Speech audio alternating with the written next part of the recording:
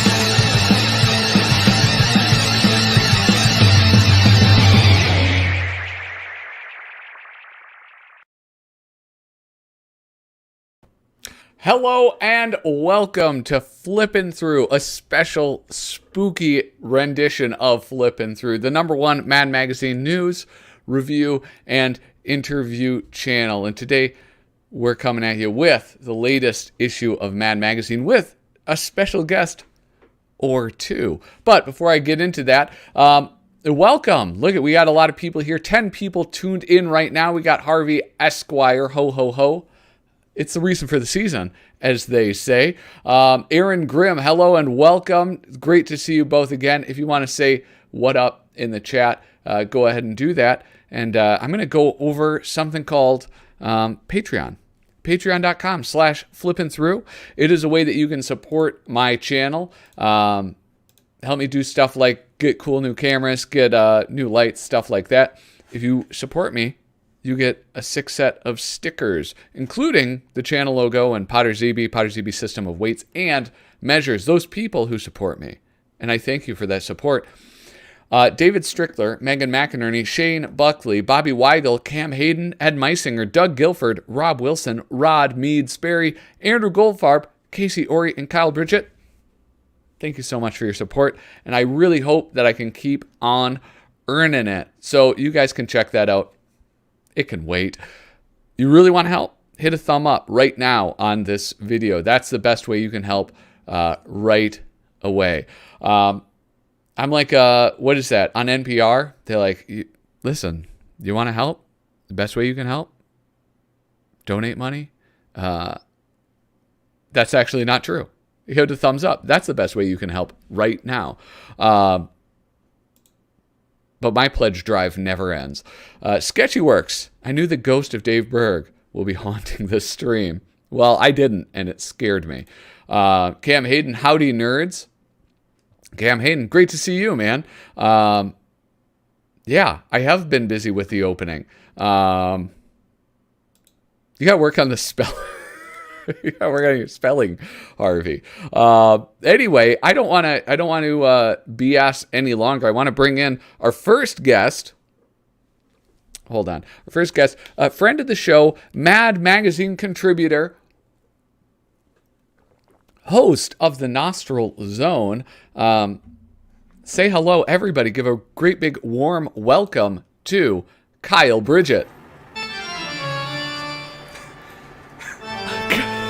Oh, sorry. Kyle! Sorry, God. Sorry, this place is a mess. Let me get this out of here. I was worried. I know I keep you waiting, Kyle, and so that frightened me. I thought I kept you waiting a little too long. Oh yeah, yeah. No, I was just doing some tidying up. Wonderful. How's it going? Boo! Happy Halloween! Hey, look, we got some people in the chat. Shane Buckley is here. Hello, good evening, everybody. Noah Van Sciver. Well, that's funny. He should appear because we did say his name 3 times earlier, right before this live stream started. Welcome, Noah Van Sciver. Were your ears burning? I realize as I'm saying it that people probably don't like hearing that they've just been talked about. So, yeah, I was kind of like, why'd you tell him? Don't tell him what we were saying. Yeah, of course not. We'll leave that just lingering in the air. Okay, I got the stream going on down here. It's really distracting me. Aaron Grimm says Big Nose Guy is there. What? What? I don't know what that's all about. He's probably referring to my my shows, the Nostril Zone and my other show, Nostril Zone AM. Yeah, the Little Cozy Nostril. Absolutely. Well, listen, Noah, I'll just say this. I wasn't. God damn it! How much beef can I start? I got things between you and Dalton Vaughn. Now showdown between you and Noah Van Sciver. I know, and that beef is not squashed. It is not. Yeah. I've been waiting for a delicious knuckle sandwich, a delicious Tennessee style knuckle sandwich, and it hasn't arrived. You know, I gave him the benefit of the doubt because of COVID and shipping was not easy early on, crossing the border and stuff. But really, it's just rude at this point. It is. We should get him on the stream too, and you guys can settle it. I don't know. I think we might have to meet in a ring or something at this point. All right. The what is it? The square circle, as they say. Yeah, maybe we can have a draw off or something. Yeah. Oh, that'd be cool. Hey, I'm just lucky. Cool that for you. You're picking fights. Yeah, it's always fun to watch. Yeah. As long as I'm entertained, I'm kind of cool with it. I'm just lucky my wife and kid are out of town and I can catch up with you fine fellas. Well, that's incredibly sweet. Thank you. And congratulations. You had a kid. Oh, yeah. That's awesome. Congratulations. I thought you were congratulating him on his wife being out of town. So you can get any packages you want. Yeah. No one's going to judge you. But yeah, congratulations. I'm sure I got to say, as someone who became a father fairly recently, in about 2 years ago, it has not been good for my productivity. I've had kids. Welcome to Flippin' Fatherhood, the podcast of raising children. Flippin' Fatherhood sounds like a reality show where you switch kids or something. Yeah. You got the sort of coastal liberal elitist kid and dad, and then you've got like the the southern gun shooting dad, and you got a swap or something. Yeah. Flipping dads. How are they going to handle life in Missouri? I'll tell you, kids are great, and it just keeps getting better. I think until, I don't know, my kids aren't teenagers yet, but everybody who has teenagers tells me it gets better until teenagerhood, and then it kind of goes downhill. But yeah, it's because their personalities emerge. Yeah. Then you have to like them. I barely draw anymore. How about this though? Hey Pat, tell everyone how right I was about Fred Astaire. Well, yeah, you were. You were absolutely right in the introduction, and I have the book. It's just out of my grasp. What is it? Completely Mad. I forget who wrote it, but they talk about in the intro that the dancing gentleman. That's Fred Astaire wearing like a foam rubber. What do you call it? Alfred E. Newman mask. And I had heard that, but I did not confirm it. But Shane Buckley confirmed it. He cited his source, and I just trust him. I didn't check for myself. I let Reagan down. Trust but verify. I just trusted. Yeah. I wasn't sure if this... This Aaron Grimm guy... the pair on this guy. Jeez. He's trying to humble you, all right? Listen, you're supposed to sandwich your critique between two nice things. This is all just bang, bang, bang, bang, bang. Big nose. I look like a famous movie pedophile. I mean, jeez. I forgot about that part of the story. Is that's why he was burned alive. I think he gets a pass though because he's just killing. He's not like molesting. I think that's the implication. That's why people are like, it's fine. He just kills kids. He doesn't. He's just a child murderer. Yeah. He doesn't get with them. I get that then. I mean, that is like. He's a fun character otherwise, though. He's just shady past. Yeah. Yeah. Anyway, so we I don't know. We have another guest possibly coming. I don't know. People who are here at the top of the show probably might have noticed our little seance. Yeah. Divining. What do you call that? Is it a seance or is it? It's a conjuring. We were conjuring. Conjuring. That's the thing. Yeah. So there's some slight conjuring. And this is a big get. I pulled in a lot of strings. Very busy burned this season. all my favors. Yeah, and it's true. This is definitely a busy season. Yeah. For him. Yeah. Forget about live appearances. We're talking like live appearances, Ouija boards, nightmares. He's got a lot to do. Movies, books. Yeah. Yeah. Blaxploitation versions. It's Dracula, folks. It's Dracula. The Bela Lugosi, Mr. Dracula himself. It's true. We'll Count see. Dracula. Yeah, he's coming. I'm surprised he's not here yet. That was a good incantation. So. Well, listen. Actually, one of my I got a message. Actually, here. Let me get my answering machine going. Okay, real quick. Oh, okay. Hi, you've reached Patrick at Flippin Through. If you are calling to be a guest, please hang up now. Otherwise, leave a message after the beep.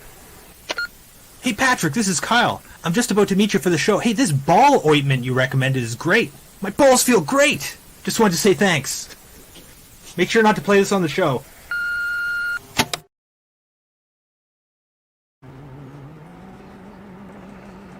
It looks like you have another message there. Yeah. I saw it.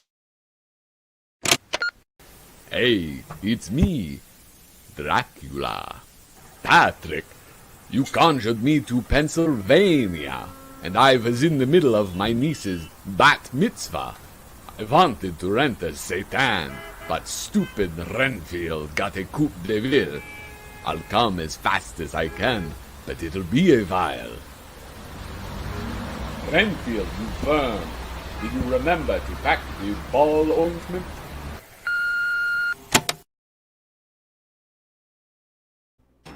Pennsylvania. Pennsylvania.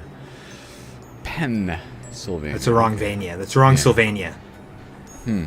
How long is this going to take? I mean, he can turn into a bat. He's got to be pretty quick. That is true. Yeah. All right. It's late. It's not. It's not high traffic. He'll be here. Yeah. For sure. Should we just? It's not rude to get started, is it? No, we should just start, and then when he gets here, it'll just be, it'll be built up. It'll be, we're building suspense, right? He can hop, he can hop right in. It'll be good. Yeah. All right. Well, we're gonna dive into the latest issue of Mad Magazine. Let's see. Can I pull it up? Am I quick enough? Oh. Oop. The Incredible Shrinking Man. There we go. We're on this side? Yeah. I guess we're on this side. Can I change sides? I think there is a way to do it. I think it's like the order. All right. This is kind of like not a the time left-hand path kind of thing. Yeah. It's a different time of year. The veil is thin, and Mercury up is in down retrograde, I believe.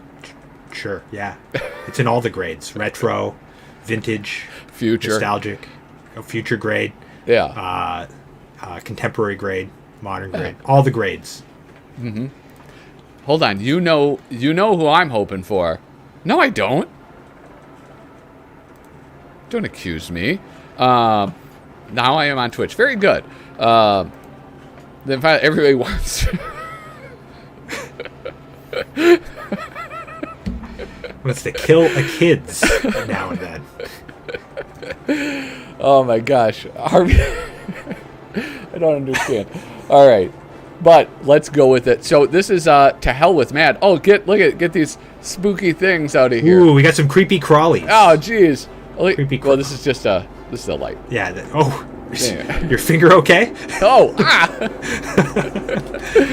So here we have the latest issue, Mad Magazine number 22. Now, Kyle, I know that you're often a critic of the covers, especially if they are not famously not this funny. cover. Yeah, if they're not funny, you don't like not funny covers. Where's this land? I think this is a good cover. I like this cover. I like it. I like that it's a callback. It's a bit of a callback. Yeah. To an earlier cover. I always give the Halloween covers a bit of a pass anyway. Yeah. Just because, there's been some really nice covers, and it's kind of like the reason for the season sort of thing. So, yeah. I go a little bit easier on the Halloween covers. And this is nice. I like the colors really reference to like the sick bag. Yes. Colors. I think the cover's actually on the inside. They reprinted it there. I have it. Oh yeah. It's actually one of the old ones I have. Yeah, there we go. Yeah, and this is actually I put this in for what do you call it? The tomorrow's episode. Oh, nice. Yeah, nice. Yeah, That's yeah. a good follow-up. Yeah. So anyway, keep talking. So I like it. You got the pea soup right there. Hold on. Here, you keep talking. I'm going to send Noah Van. I'm going to send Noah Van Sciver the link to the StreamYard. Yeah, I don't have anything to add though. I haven't seen this issue. I just thumbed through it really quick. What a great pitch. I was watching a old cartoon. Speaking of which, if anybody is looking for something to do on Halloween, you're sick of friends and going out and doing stuff, and you really just want to sit in front of your computer. On my channel, the Little Cozy Nostril, we're gonna have on Halloween night a 3-hour old cartoon marathon, pre-1950s cartoons, a lot of Betty Boop and stuff like that. So I'm thinking 7 till 10 p.m. Central Time. Nice, yeah. So even if you're sitting watching something while you give out candies, lots of great cartoons there. So tune in, check it out. Yeah, and you have you can see in the video description I have a link to the Notril Zone to I was very Bridgett's insistent upon YouTube that channel. Yeah, so please check that out. If you subscribe, like, do all of those things that I preach to you to do for me. Do unto him as you would do unto me. But yeah, I like going back to the cover. I was very fond of this cover as well. One, because of that direct tie to the Exorcist cover that they have on the inside one. And I don't know, it is nice to see Burbank Mad covers, like their Halloween covers have been really nice. There was the twins from The Shining. Yeah. I think I was in that issue. And then there was the It coming out of the toilet. I was also in that issue. Yeah, and that was kind of the It one was. I don't know what they had. I don't know either. But the It one was interesting because it was a little bit out of left field because they hadn't been doing that type of direct pop culture stuff. Well, they did the Halloween before, right? So, I mean, I guess it's more contemporary. Wait. Oh, yeah, I guess. Yeah. Oh, that's a good point. I guess I think of... Yeah, because the It movie had just come out. Is that what it's called? It? It's called It, yeah. Yeah. Because that movie just came out, it felt like more tied to pop culture versus... Yeah, the current, like, zeitgeist or whatever. Yeah, that's probably the better term. Yeah. But, like, this particular cover, you know... I mean, they know their readership skews pretty old now, so, you know, they might as well go for a nostalgia cover. Yeah. Rather than trying to... I don't know what horror movie's out right now that you could do. I don't know. But it's all like... Why would they try to be contemporary with the cover, you know? The rest of the book isn't. You know, it's dishonest, really. Well, and I mean, even the It cover, that was all new material. That was the first issue out of newsstands, but it was all new material. Yeah, that is true. Oh. Shit, is this glare really bad? Hopefully it won't be that bad the whole stream. Slick Mads. They're too slick. Yeah, they are. They really are. That's why, I mean, the old ones are so much better because it is like the newsprint reads a lot better. So yeah, is there anything new? No. I mean, we don't need to ask that question, do we? I was looking for the... because Susie's been putting in like a fake article. I'm assuming it's Santa's... Oh, no, wait, because it says the issue there.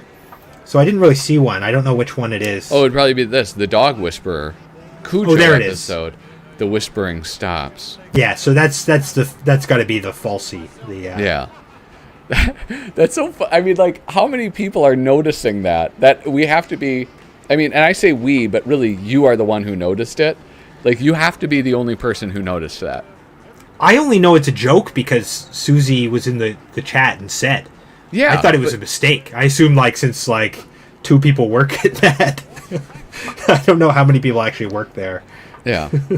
So there technically are 3 new things in each issue. There is the cover, there is the fold-in, and then there is Susie's joke.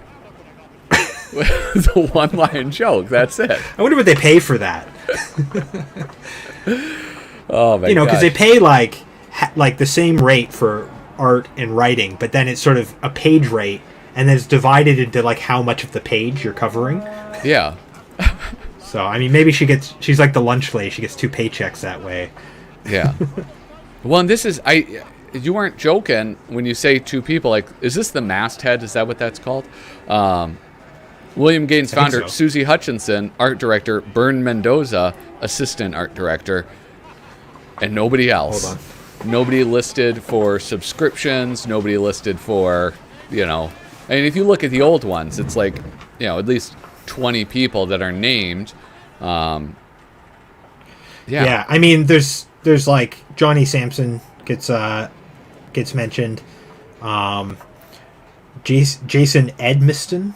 He's a cover artist. Oh, but, yeah. I mean, maybe Johnny Sampson's kind of like on staff. Not really on staff. Yeah. But, yeah, it does seem like it's 2 people. Maybe there's an intern or something, but... Yeah. Speaking of interns, please welcome the Flippin' Through intern, Noah Van Sciver. He works for Course Credit. Hey, how are you? I'm good. I've just been super busy, as we were talking about earlier. New fatherhood, no joke. Yeah, no, it is not. I watched so much TV in the first year. Yeah, Roseanne. Just because... Yeah, that's when I was watching it, you know, when I'd be lying on the couch every night with just my son asleep on me. I can't go to sleep just watching shows for hours at a time. That's exactly what it's like. Just sitting there waiting. You put him down to go to sleep, and he starts wiggling all over the place. You know, he won't just go to sleep, so you got to hold him, and then he'll sleep. It's just all these annoyances, but it's worth it. Needy brat. Yeah. Well. Hey, Noah, it is... I'm having trouble hearing you a little bit. Could you check really? your mic? Yeah. Let's see. All right. The other day, I saw someone So I just want to draw attention to the Vintage Mad Pieces reprint thing at the bottom here.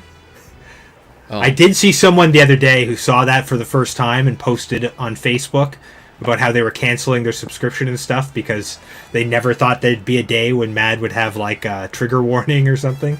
Yeah. Even though they've had it for months. Years now, probably. The Vintage Mad Pieces reprinted. Oh, yeah, go ahead. I'm going to use the computer, guys. I'll be right back, okay? All right. Okay.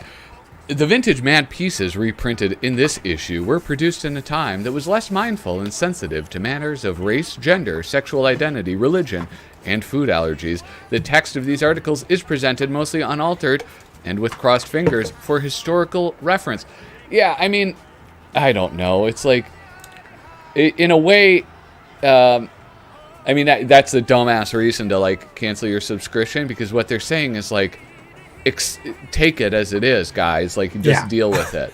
It's like, we're printing the stuff that you want to see, you angry person, but it's not enough just to, like, print it and make it available. If you're warning people, it's like that ruins it for them. Yeah, it's strange, and I don't know. It seems like an odd thing to be up in arms about, but it seems like that should be the middle ground, where it's like, oh well, you know, the best of both worlds. You get the old stuff that might be offensive, and also you can't complain about it, but it just makes people complain on both sides. Yeah, well, and I wonder, like, I mean, this is like really painting with a broad brush. If you think about, like, in the late 80s, early 90s, like when they were doing like the parental advisory stickers on rap albums or rock and roll albums, and how there's like everybody up in arms, like, no, you have to have a warning so that children aren't like, made into, perverts or something by listening to this. It's like, it's those people who are like had a hand in that who then get upset about something like having this, which is basically saying deal with it. Yeah. But again, it's basically, it's doing the like minimum effort. Yeah. To like say, whatever, we're not presenting this as like, our current opinion or whatever, like, tastes have changed. Yeah. Anyway, here's the Mad Halloween Trick or Treat treatment. This is gorgeous. Who is this? Mort Drucker. Yeah. Mort Drucker, like, going through the old Mads, the best part of it is seeing Mort Drucker, like the rare things he would do like this. That were not, I guess maybe at the time they weren't rare, but they became rare and then non-existent. Because he does have such a cool style and great artistic ability. This is from 1958. Is this like, at what point did he join Mad? When did he join Mad? That is a very good question. I'll have to look that up. Oh man, this camera's nice. Yeah. What camera? Oh, the one I'm using? Camera. Oh, yeah. Thank you. Yeah. The people on Patreon bought it for me. It's lovely. Now, everything's like legible now and in focus. Hello, Noah. Welcome back. Hey, can you hear me now? Is it okay? Yeah. Yes. Oh, yeah. Much better. Sorry. Yeah, I was just using an iPad. I was trying to get a little bit of drawing done, but I guess that's not going to happen. One night, my wife and kid were gone, so I'm like, I'm going to get some drawing done. And then I'm like, yeah, well, maybe I'll just say hello to the guys while I'm drawing. Yeah. I tell you, it's rough till daycare starts, and then you're great. Yeah. Oh, and we could totally just turn this into like the Dad Zone episode, but let's not. We don't want to bore Yeah. But we're just talking about Mort Drucker. And, great.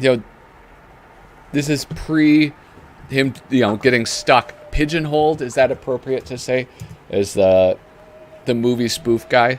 Yeah. Oh, that's nice. Yeah. Mort Drucker was born in 1929. Did you know that? And he died in 2020.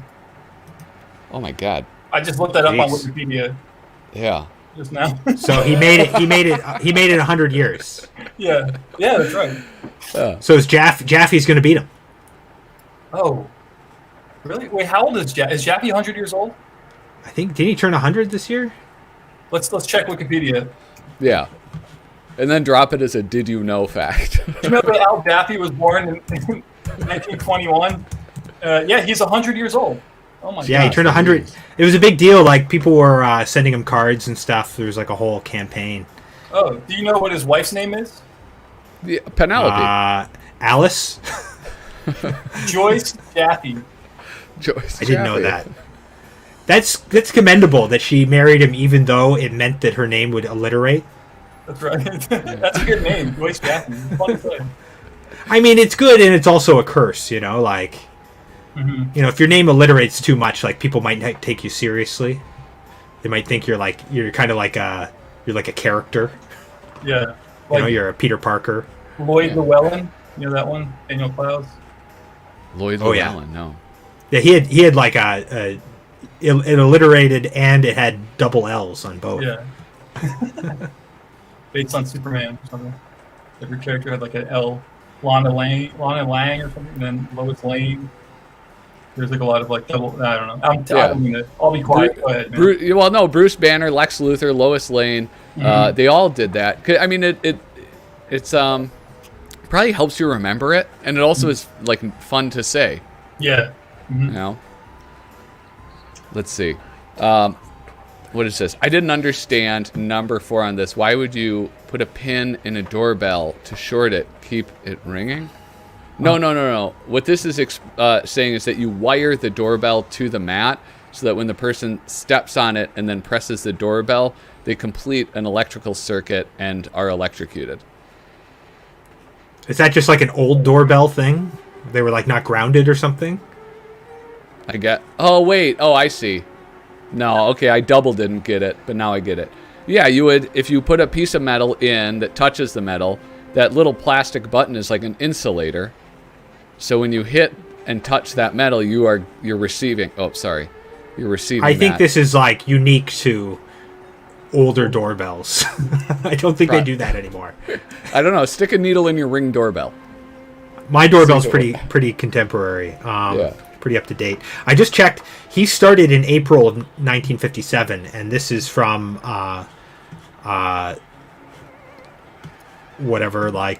December of 58. This is from December 1958. So yeah, he was like 9 years on the job. Wow. No, he was like 1 year on the job. Oh yeah, so he might not even have really found his voice yet. You know? Yeah.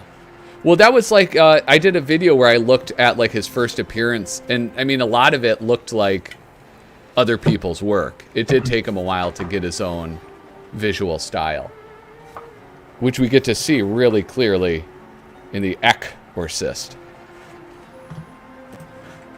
You guys can just boss me around, tell me to move this wherever. I love a classic Ek. It's a good mad meme. Yeah. This is, it's a little forced, right? The Exorcist. I mean, I don't know. What else were they going to do? I don't know. The Blackercist? Yes, the Blacksorcist. That would have been better. Man, that's great cartooning. Look at that. Yeah. Mm-hmm. The dog. God damn. So this is from 74. So this is like, 15 years later or whatever. Yeah. When did Mort retire from Mad? I've got his file up right here. Doug Guilford's wonderful Mad cover site. Hold on, it's going to take a lot of scrolling to get to the bottom. Yeah.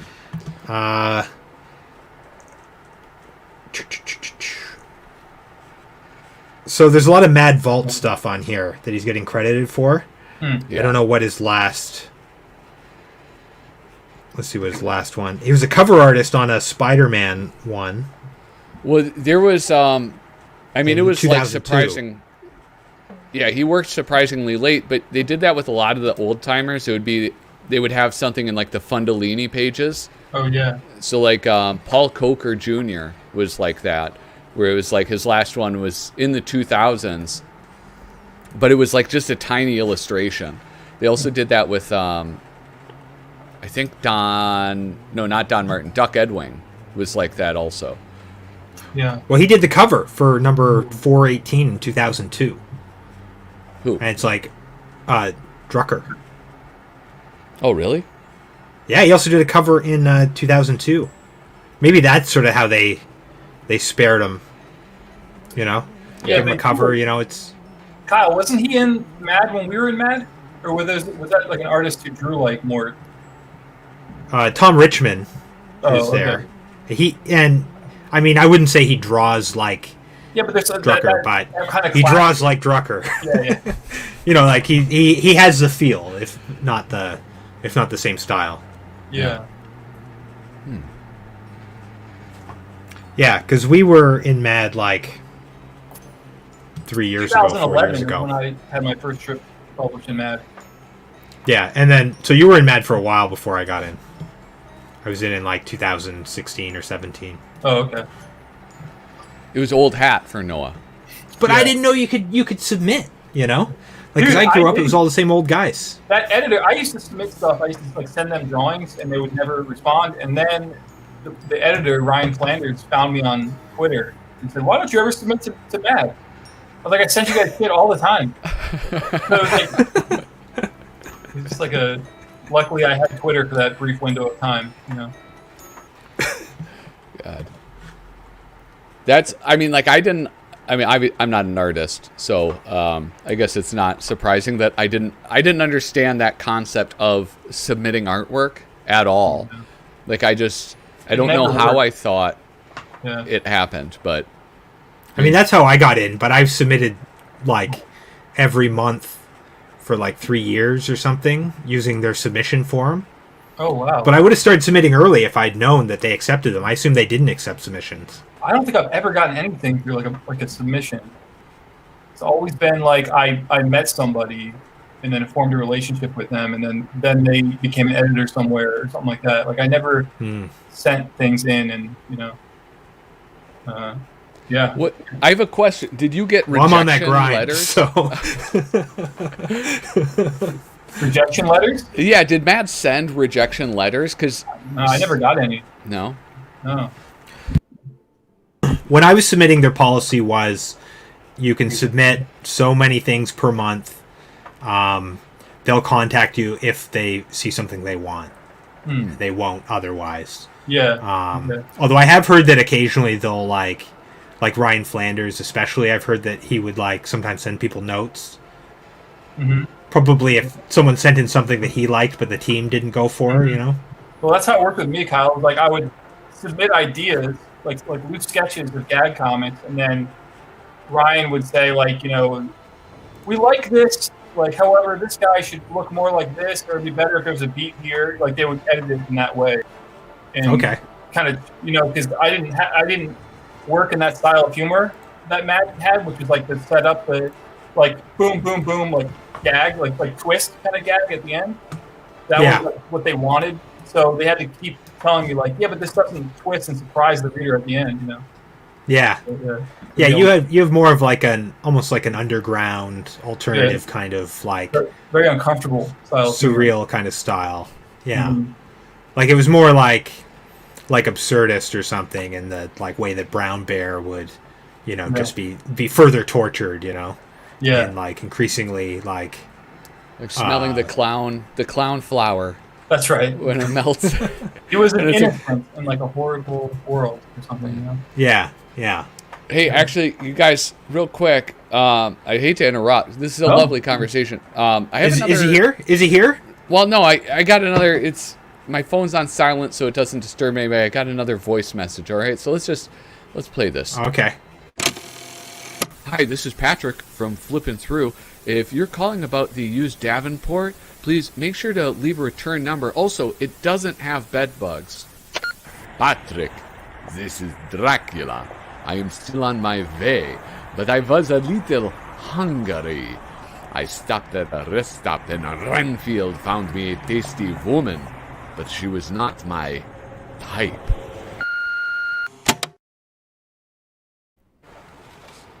Not his. What's that mean? So he's not here yet? Yeah, he's still on this way. He's stopping for food. I mean, you know, he's used to a certain like level of service, so you know. I mean, I don't blame him, but you know, it'd be nice if he was here. When you're a guest. I'm glad I dropped in on this one. Yeah, it's weird, man. Well, I am too. You're filling in for a guest that no-showed, and I really appreciate you stepping up to the plate. Can I guess for what? Yeah. Okay. Well, we did, and we had. Yeah. I'm sorry. Go ahead. Is it somebody who worked for Mad recently? No, he's more of like a Vlad the Impaler type. Oh, okay.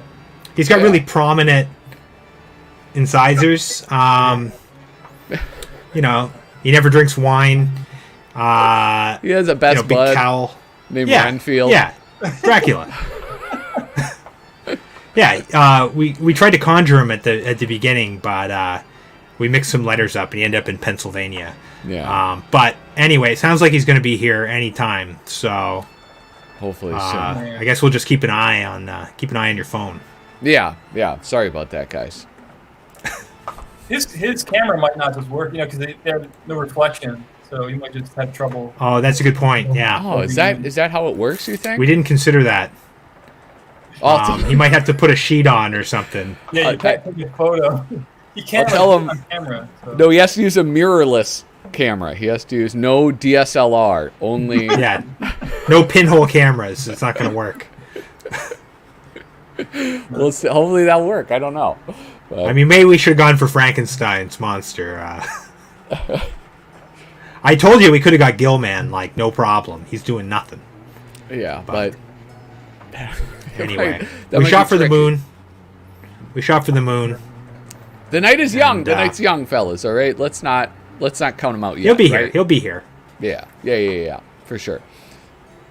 All right, Duck Edwing. Love Duck Edwing. Where do you guys rank Duck Edwing numerically for every Mad artist that ever worked there? I don't know. Wally Wood. Yeah. Well, hold on. Yeah, well, he's not in the original. That's like the most non-committal statement ever. He's the greatest artist to work for Mad. He's not Will Elder. For me, he'd be like, right below like Aragonés and Sure. Don Martin, and like he's like the next tier right below that because he's like a later addition. Mm-hmm. But he's so good. I loved him when he was a kid. I had tons of paperbacks, and I loved his style as a kid. Mm-hmm. Which is when I was really reading Mad.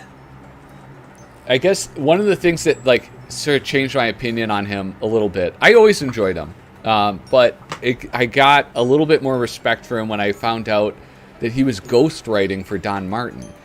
Yeah. I didn't realize that. Wow. And so, yeah, there's I think a pretty significant amount of his work he was ghostwriting. So he was at Mad for I want to say a decade before he started drawing for them. Yeah, he was born in 1934 too. Yeah, what was his wife's name? Goose. I don't think he was married, but Edna Edwin. Yeah. Yeah, I can't. I don't know. Actually, I never met his wife. I don't know. All right. But 2016 was when he passed away. We all remember that. Yeah, I was a big fan of Duck Edwing. He was probably one of my favorites growing up. I was always attracted to the artists that had a more cartoony style that felt achievable. Yeah. People like Mort Drucker and stuff. I liked that, but it felt like it wasn't drawn by a human. It felt like it was drawn by a god or something, and I could never aspire to that. And I just like the cartoony stuff. I always loved Edwing, and he's funny. He's very, very funny. Do you know if Mort Drucker had an assistant, or did he do all of that? I don't know. I wonder. I'm not really super up on Drucker. He's not I have a lot of appreciation for him, but he's not like in my top 10 or anything. Huh. You know. What if Mort Drucker was like a manga artist, where he had like just a room? We had like 30 people working for him. And there's like nets outside the windows. He's like a Flemish master, and you know all his works are signed the studio of Mort Drucker. Yeah. You know what you said about like that like achievable style and like maybe artists that seemed like it was drawn by a machine. I feel that way about Bob Clark when I see like the way he like, I don't know if he's using a brush or something, but it just looks effortless, but just impossible. Yeah, Woodbridge is like that too. Yeah, it just feels he's not like using a brush, but yeah, but he captures like motion so well, and yeah, I don't know.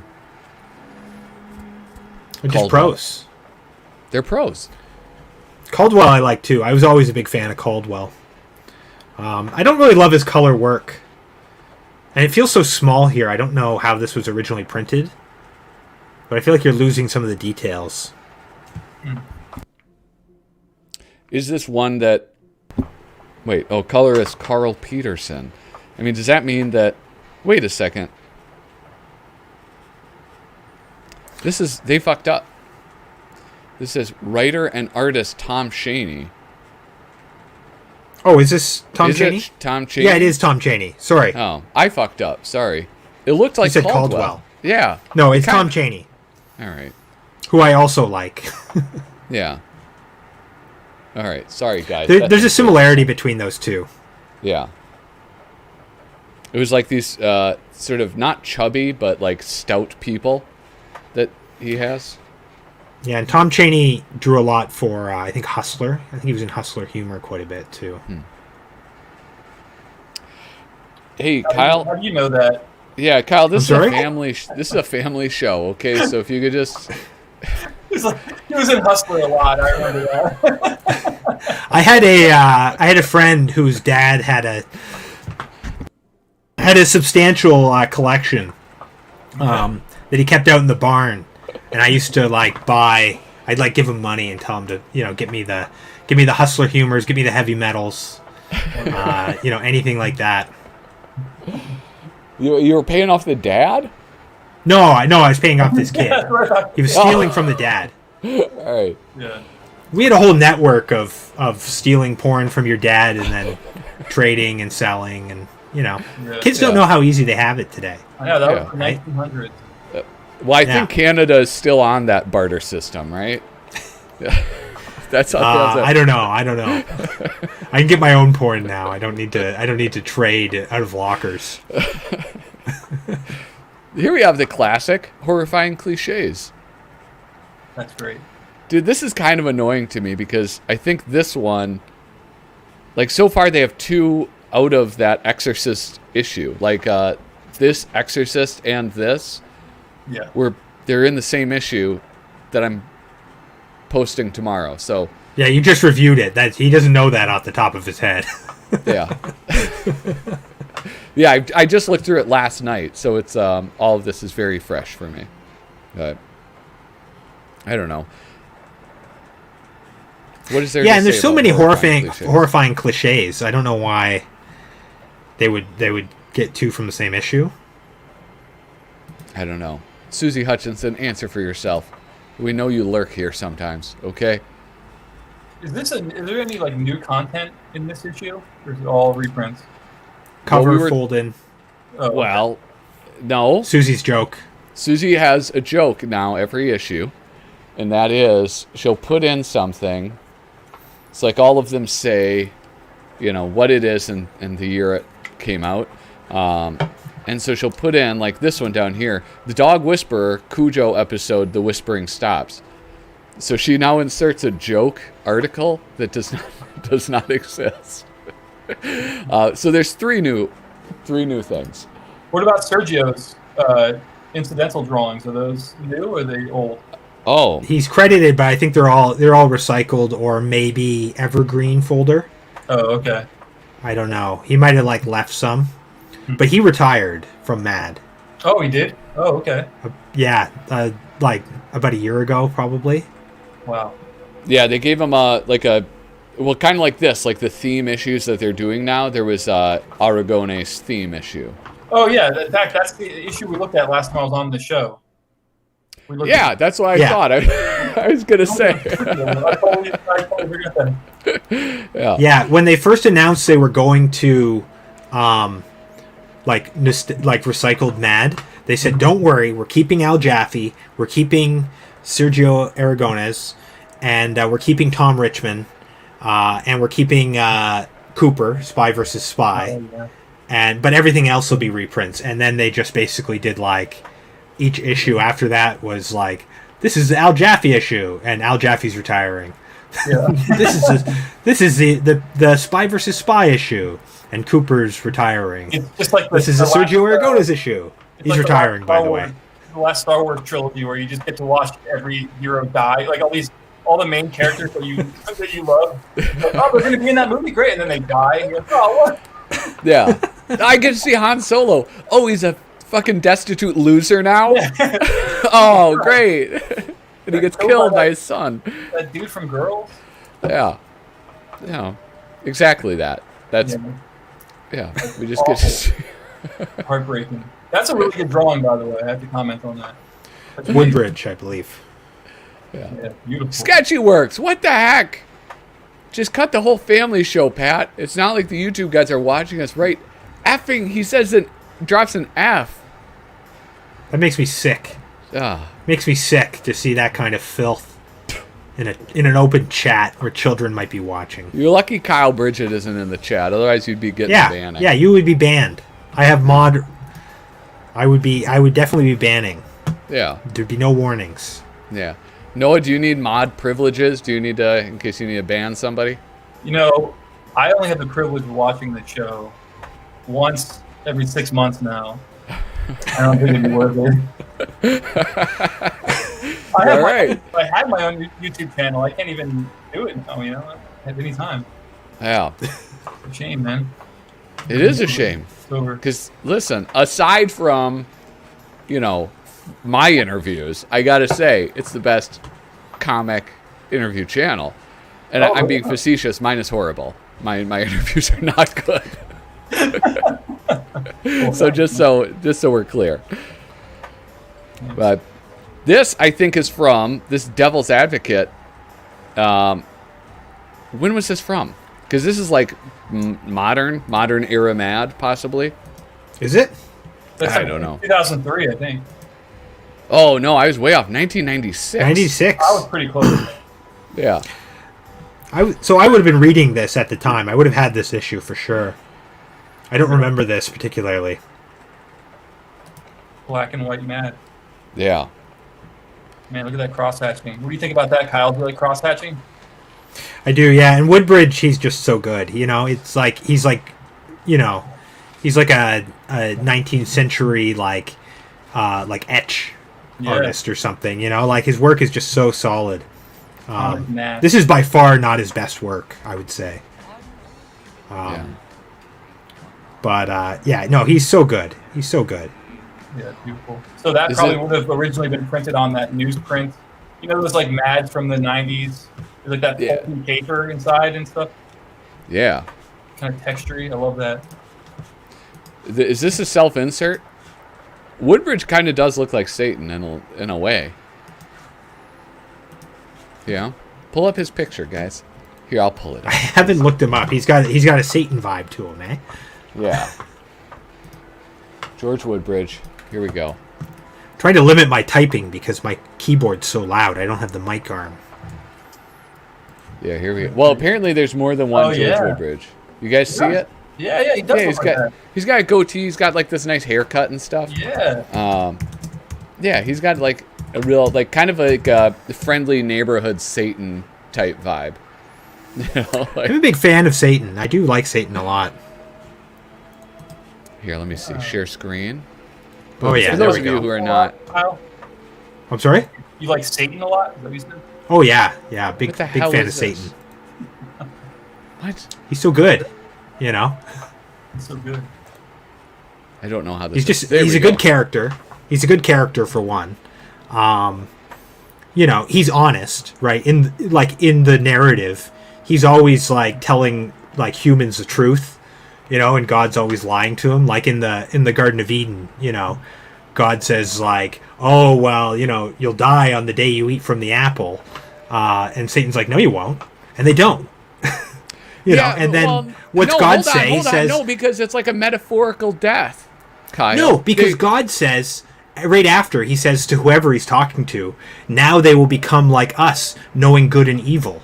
So we have to cast them out. Right? Like, he didn't want them to know that. He didn't want them to be humans to be on par with him. Whereas, like, Satan, he's like, he's all about equal opportunity, you know? So, and he knows God. Like, he knows God personally. And he's like, this guy's not going to do anything. No, yeah, he knows him professionally. He was like, you know. No, I think they're a little closer than that, you know.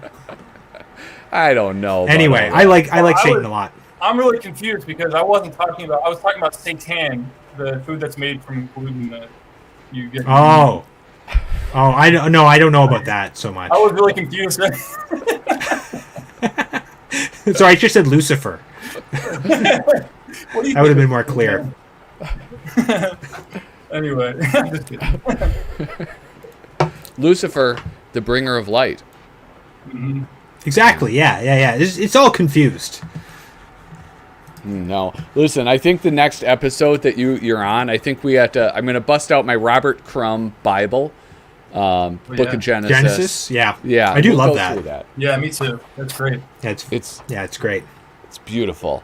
I think I mentioned it on the stream before, but when I was after I bought it, I just decided to look up some information on it, and I saw like it was either on, I think it was Amazon. Somehow I got to the review section of that, and this woman was writing a review of it because she didn't understand she was buying a Robert Crumb illustrated Bible, and she was like, you know, it's the words are beautiful in it, and my only complaint is the art is just so disturbing. See, I feel like it doesn't matter, right? Like it's not like he's doing like flaky food and angel food McSpade in the Bible or anything. It's, you know, it's just like a Cecil B. DeMille film or something, you know. Well, yeah, but you can imagine a poor lady who is, you know, I'm going to get this illustrated Bible, thinking like something like that. And then, you know, it's Robert Crumb, and it's just like Eve is just like, she's got this big booty and these huge thighs. I guess. I mean, I consider it body positivity, but yeah. Well, we can't. Buckley says that's the only time he's ever sat and read the Bible, and it's the same for me. Like, that was the only time I ever read like part of the Bible, at least, was reading that book. And then I felt like, yeah, that was pretty good. Yeah, it's all downhill from there. There's a lot of filler. Cool. Yeah, the Old Testament's fun. The Old Testament has a lot of fun. The New Testament's a little preachy. Yeah. Yeah. What is this? Before they knew between good and evil, they messed up. Unfair. They did fuck up. Well, they were set up. They were set up to fail. You know, he said that he got $100,000 to do that. That's a rip. Do you think that's a ripoff? I was about to say Crumb? that's really good money. Yeah. Not for Crumb. Not for Crumb. Yeah, I feel like he gets that for like a napkin that he doodles on. Yeah. I mean, not really, but like, you know, he does like, he gets a lot of money for his art. So well, would you illustrate like the book of Matthew for $100,000, Kyle? Yeah, yeah. I would do it. Are we bidding? I'll do it for 80. Yeah. I'll do it for 80. 75. Can I hear? Is this American money? Yeah. I'll take it. Yeah, but I mean, I'm not our Crumb, right? But I mean, he probably made a lot more because he probably sold every fucking page in that book, you know, for like $10,000. So yeah, I'm sure he made a lot more money than that. Yeah, that's true. Original artwork. That's like a whole other market that people think about. Plus, like, it's everywhere. Like, you can, it's in print. It's available. I'm sure he's getting royalties.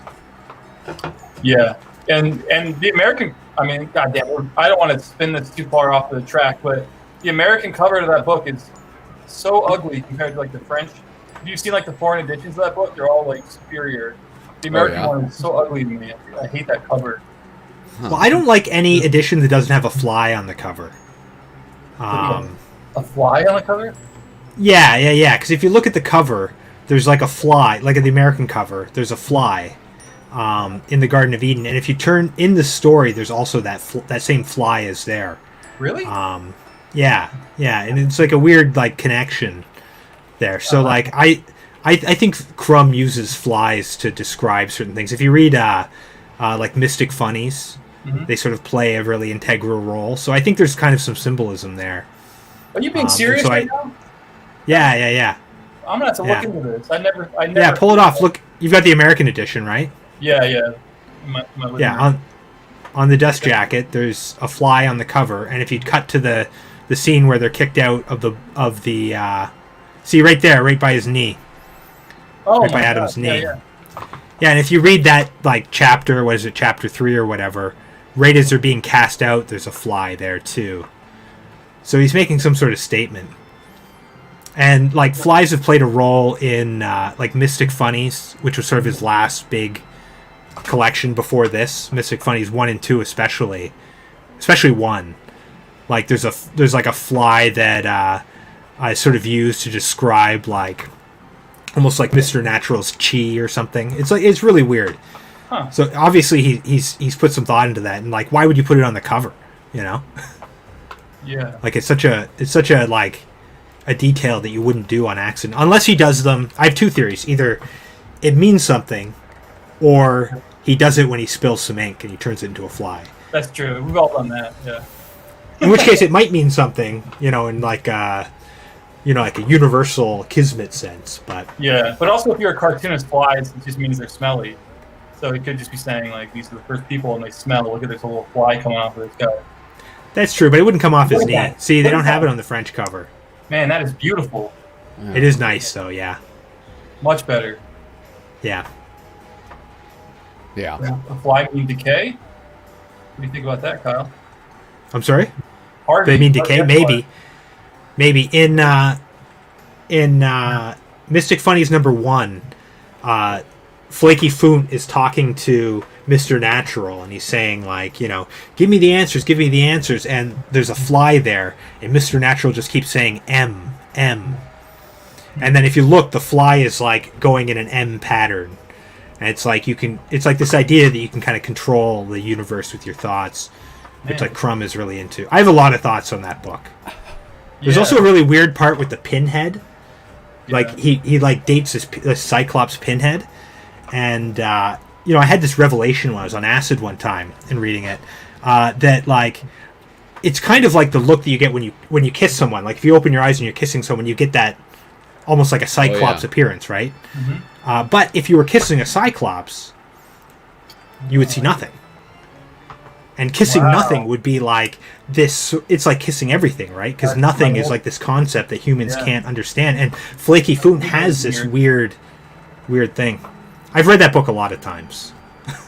Mystic Funny, they were supposed to collect that as a book, but I don't know what happened with that whole plan. I think it kind of goes downhill in #3. Yeah, that was one of the first Crumb comic books I ever got. Was the one with Hitman, that Mystic Funnies, where it's like Hitman, and he like had like a little. That was my first one. Yeah. Oh, really? Yeah. I was just like, I couldn't believe it because I was like, this is an actual Crumb comic book. Like, this is amazing. I'm sure this. And it looks just like a Crumb comic book, right? It's exactly what you would expect. Yeah. But then if you read Mystic Funnies 1 and 2, it doesn't make sense with the whole thing. It's really bizarre. It has like Super Duck. He did his own Super Duck parody. Yeah. Great stuff, man. Yeah, I've read that. I brought some of this up. We got like Mystic Funnies #1. Yeah. What was that? What did you say? Hip Man? Yeah, it was in the one you just had, #3. This one. Okay. Yeah, that was the first Crumb comic I ever had. Yeah. #2 is like probably my favorite single issue of a comic book ever. I just love it. Yeah. It all comes together. It's so interesting. Yeah, that's good anyway, stuff. This is a Mad magazine. I know. Yeah, what the hell? Well, he's inspired by Mad. Like, Crumb is a child. Absolutely, yeah. Yeah, by Harvey Kurtzman especially. Yeah, right. Here we have. I will. Oh wait, is that the right one? Do we have any word from Dracula yet? hold on.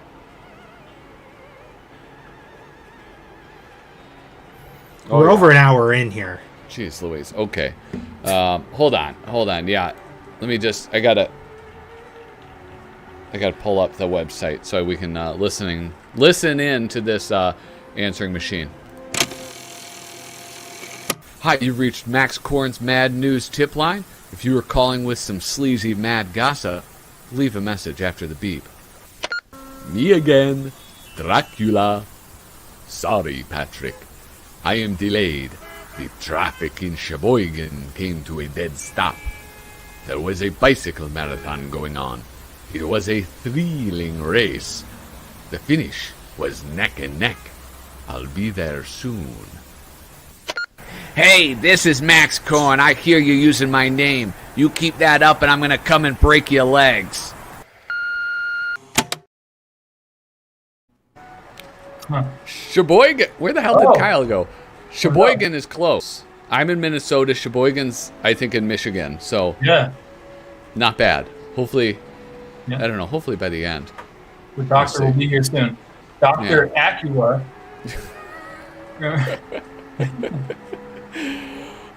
Hey, Noah Van Sciver. What do you think of Antonio Proquias? Oh, I love him. He's great. Yeah. Oh, I've never seen that kid before. That's beautiful. Well, this is like some of his stuff, you know, like the rare non-spy versus spy stuff. Yeah. There's only a handful of it, I think, but I don't know. I really enjoy it. I wish he would have done more non-spy versus spy. Yeah. It still looks Sorry, I thought I could pee and get back in time. I heard the message on my headphones.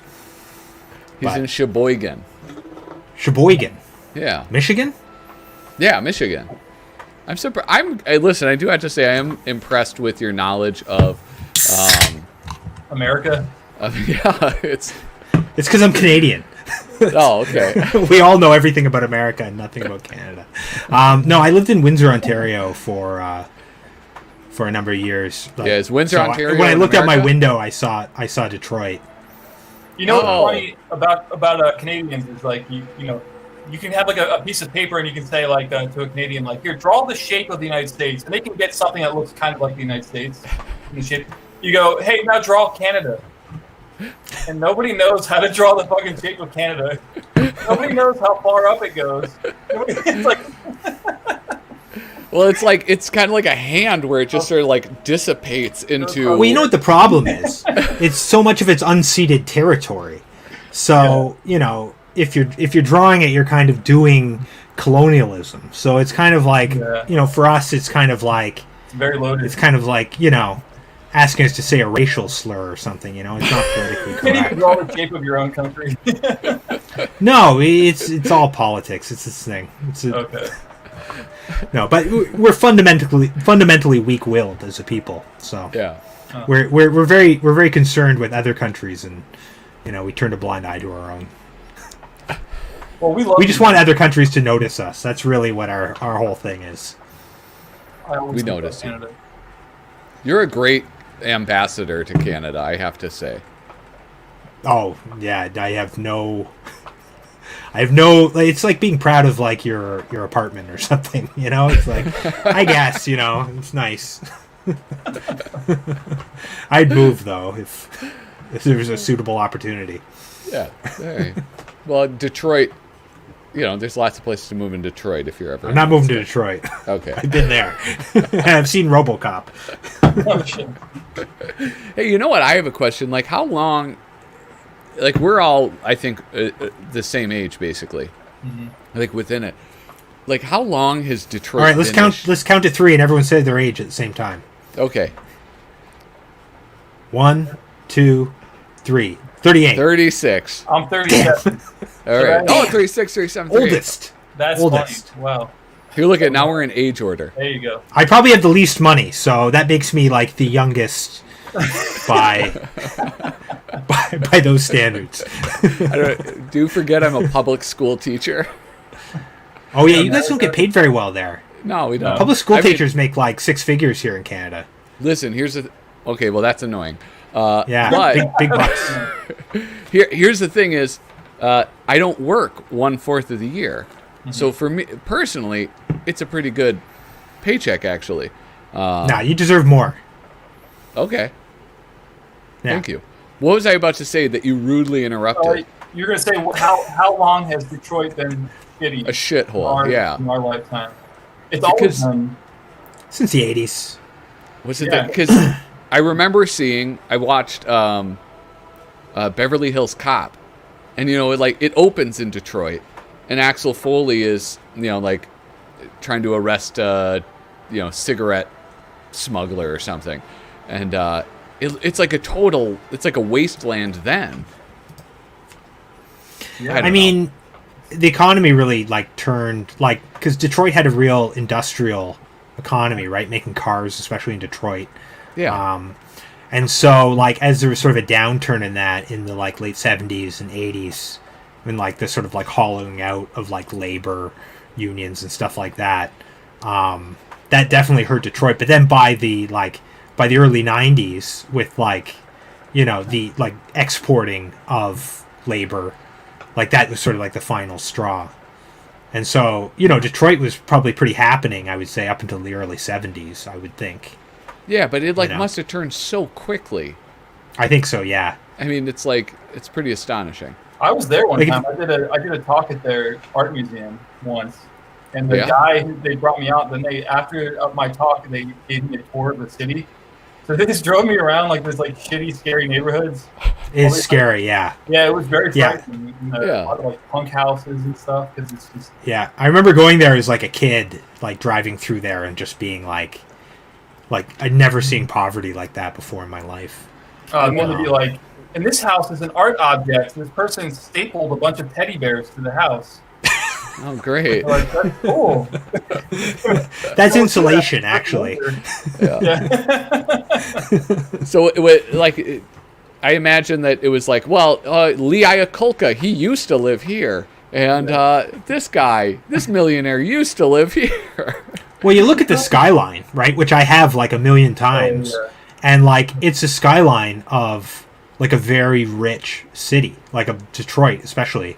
It's there was a lot of money there, and then it just all got hollowed out. Yeah, it's true. You go there, and the skyscrapers are literally hollowed out. They look like a piece of Chex cereal. You hold it up, you can just see the sun coming through it. It's all hollow. It's sad. Yeah, I remember during the Bush administration, sort of after 9/11, people would post pictures of buildings in Detroit and be oh, look at the devastation in Iraq. Just kidding, this is in Detroit. And but you would believe it, right? It looks like a bomb went off. But everybody's come on out to Detroit, you can get a house for $1 and you can grow your own food in your backyard, but first you have to grow nothing but spinach in the backyard for 2 seasons to get all the toxins out of the soil, and then you can eat whatever you grow. It's why the fuck? But in between that, you can get all your groceries at the 7-Eleven that's 2 miles away or something. Yeah. Oh my god. Yeah. It's grim. But man, Motown, you listen to the radio in Detroit, you get 3 Motown stations. It's great. Beautiful. Really good radio out of Detroit. And if you like gaudy jewelry, just on network TV, you get 6 gaudy jewelry networks. Well, it's good that they have good radio stations, because you certainly can't get nonstop Motown anywhere online. Well, now you can. Yeah, smartass. But, when I was a teenager, the radio was pretty cool in Detroit. I was in Windsor, but we got Detroit radio. Well, I didn't recognize this guy off the top of my head. I was just going to go off about Detroit again. I'm going to stop. Let's get back to the subject. Well, maybe this guy's from Detroit. Who's this artist? This is James Warhola. Okay, so I do recognize his name. I don't. It's kind of like, what is that? The Garbage Pail Kids? Kind of reminds me of those. Yeah.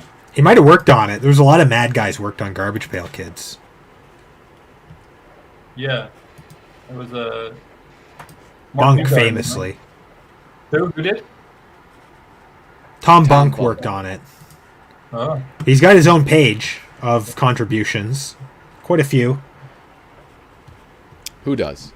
James Warhola? This Warhola, yeah, from 84 till it's hard to tell now because there's so many like reprints on the list at Doug's site. Oh yeah. But it says like 2016, 2018, around then.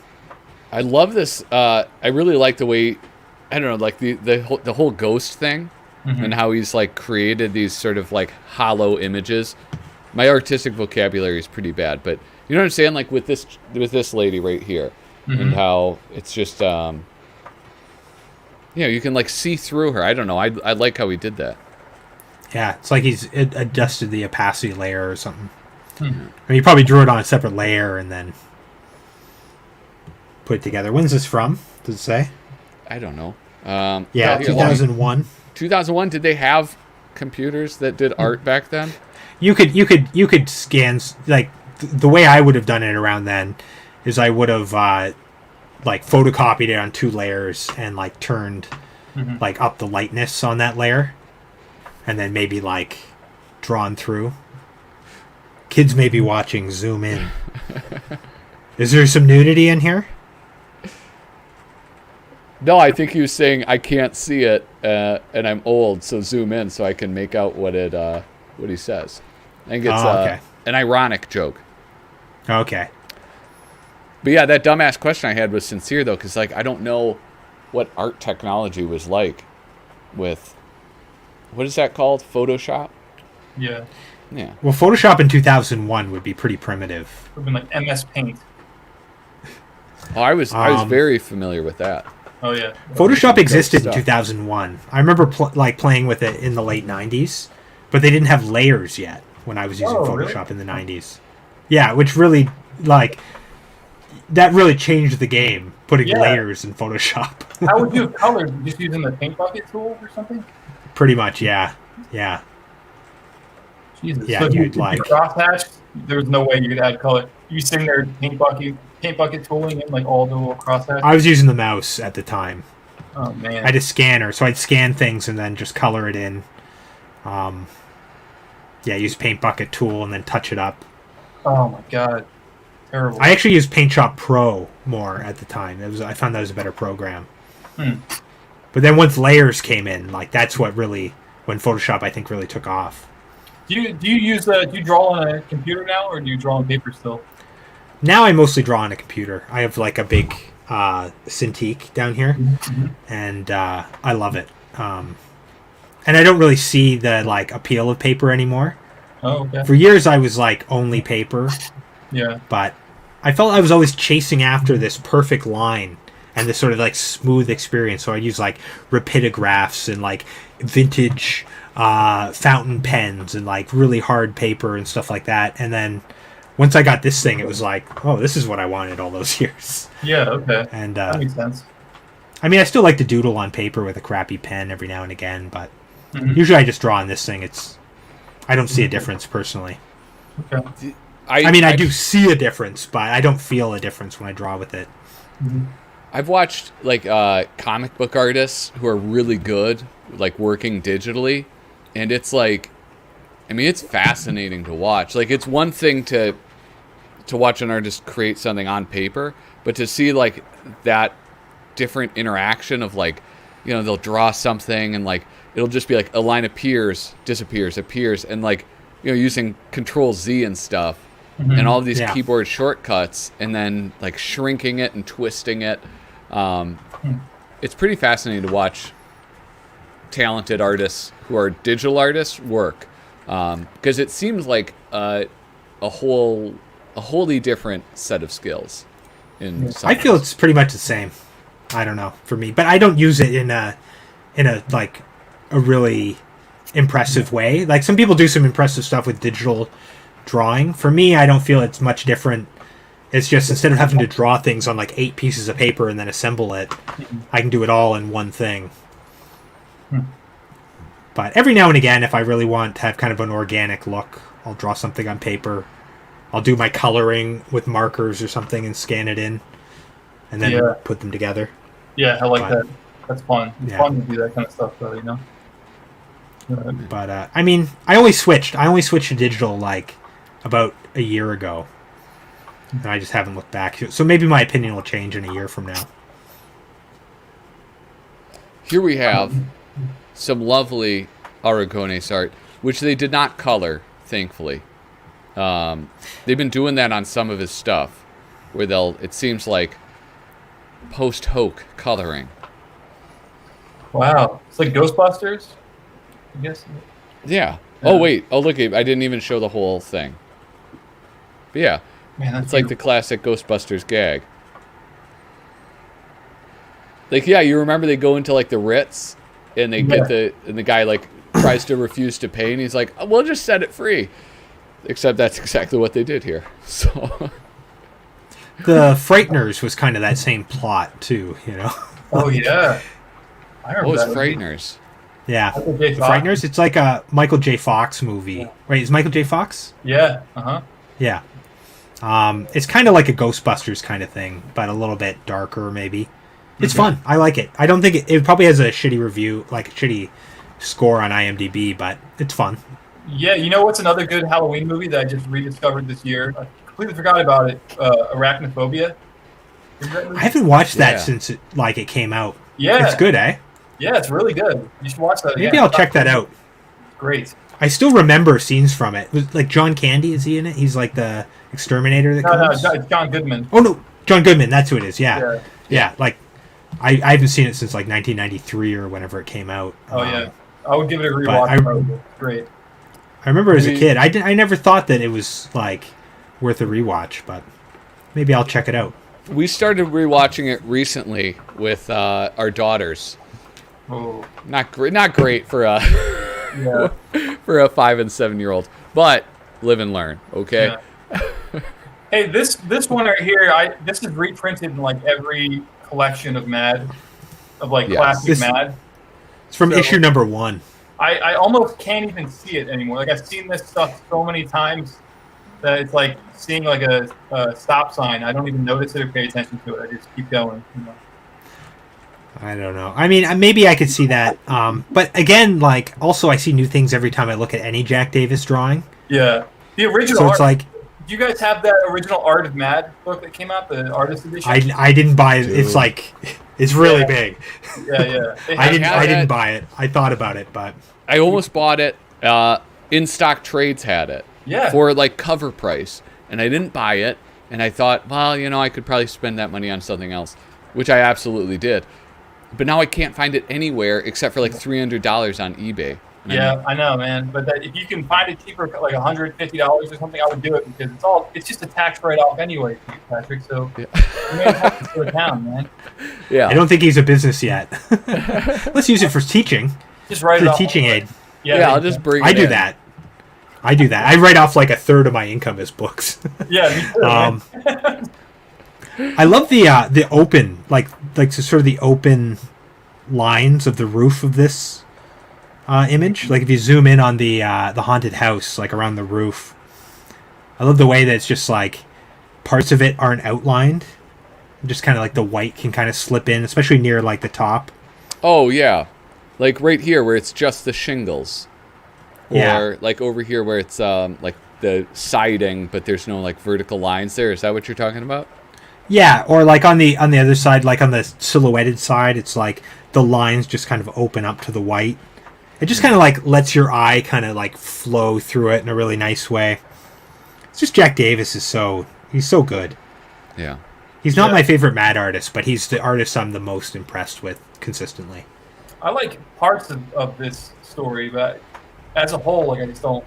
Maybe it's like even the coloring bothers me. It's just I don't know, like it's not. It looks better in the like if you get the Mad archives. Mm-hmm. That I think DC put out. It was like the 4-volume Mad archives. Those are really nice. Did you get this, by the way? We're not wholly unrelated. I didn't buy that. I haven't liked some of the EC collections. I have the Panic collection series, and I don't like the color in it. Yeah, it's like this. They recolored the stuff, which is bad. But you know, if you don't want to collect all of the EC reprints that like Fantagraphics is putting out and stuff, you can pick up this book, and then it's like you have like the best stories. They're all collected in here, and it's a big, heavy, chunky book. What is that called? My problem. Choke Gasp. Yeah, the best of 75 years of EC Comics, which is kind of funny because did EC Comics really last 75 years? Technically, my contract still read EC Comic when I was in Mad in 2018. Oh yeah, well, yeah, but there's nothing from Mad in here. This is just like all from like a 5-year period of time or something. Is there Panic in there? No, it's all like. Oh really? They did say. I might pick that up then. Yeah, it's great. I might pick that up. That's my problem with a lot of EC stuff is I have so much of it that I'm always like buying stuff that I already have and then being resentful. Yeah, Crumb's Panic, like that too. Are you into the Panic stuff? You like that, Kyle? I have it, but I'm not. No, I don't think it's as good. Yeah, like I really prefer a lot of the other like non-EC knockoffs of Mad. Mm-hmm. Like I'm really into those. I like what's the one that I really like? Get Lost. Get Lost, yeah. Get Lost is probably my favorite, but I've quite a few. Some of them from Guandanaland. There's a Fantagraphics put out like a Mad knockoff book that was really good. And I like some of that stuff better than Panic. Panic just feels like, why am I not reading Mad, Yeah, and it's the same artist, but not as good. The only good thing in Panic is that Christmas story that Will Elder did that pissed off everybody. That's like that's the best thing they ever did. And then I just don't want anything else. I don't care about any of the other stories in Panic.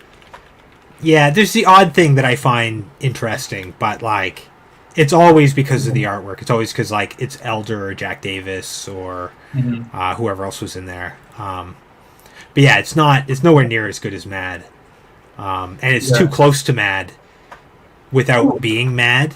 Yeah, right. It's like almost dissonant, Because Al Feldstein was doing it. Wasn't he editing Panic? Yeah, and I had no appreciation really for Al Feldstein until I read some of his like Golden Age stuff. Now I'm into him, but his Panic stuff I don't love at all. Yeah. Yeah, he wasn't. And then the printing, the coloring of it really hurt. Whereas like the Mad Archives, they use like a matte paper that kind of like resembles the old newsprint, and it looks really nice. But like some of those EC reprints in color with the recoloring on slick paper, they don't look good. They look like someone's been sick all over the page or something. Yeah. What about like the Gemstone one? You remember those like when they started reissuing those like EC Comics like ads? Like, they would just do basically a facsimile of the issue. I think Gemstone published them like in the early 2000s, maybe late 90s. So you could get, like, would they have like 2 or 3 in a book though? No, it wouldn't be a book, but it'd be like a single issue, like an actual comic book.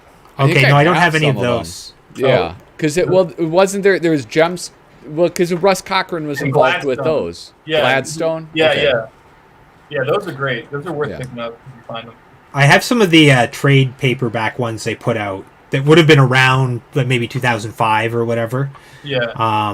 And there'd be like 2 or 3 issues of like Weird Science. Oh, yeah. Or, Two-Fisted Tales or whatever. I have some of those, and those are quite nice. Yeah. I have the Panic issue of that where it's just like 3 issues of Panic and like 1 paperback. Yeah. Well, that's unfortunate that it's Panic, but I know. But I also have those like hardcover like slipcase editions we did, like Little Lulu and stuff like that. It's like, okay. Those, I have like the one for Panic that's just like the these ones. Material. The Russ Cochran, Yeah, I have the Panic one. Yeah, I have I think is it 2 volumes or 3? Panic is 2. I have 2. Yeah, from Dark Horse. Do you have? I have those. Do you have the Panic? I don't. That came into my the comic shop I go to, and I picked it up. They held it back for me to see if I was interested, but I don't think they got the Panic one. Okay. I kind of want to collect all of those. Yeah. Beautiful. Yeah, it's really awesome. Mm-hmm. I really love the 4-issue or the 4-book Mad Archives. Who puts it out? I think it's DC. But it looks just like that version. Yeah. I know but it's nicer. those are great. Those are expensive to find too, Yeah. When I got them, they were still like new, so they were just like they were still expensive. They were like $60 or whatever, but Canadian. I don't know what the American price is, probably 40 or something, but $15 in America, and then for you, But those are really good. Those are like 4 books that I would never part with. Like they're so well worn. I use them all the time. I'm constantly pulling them off my shelf. I know exactly where they are. Yeah, Drew Friedman. Hey, Kyle Bridgett, tell us what porno magazine Drew Friedman used to work for. Oh, yeah. I don't know. What was he in? Was he in? Was he like a Playboy guy? No, he did Screw magazine. He was in a Screw. Oh, okay. I've never actually read Screw. We didn't get that up in Canada. I love Drew Friedman. He's great.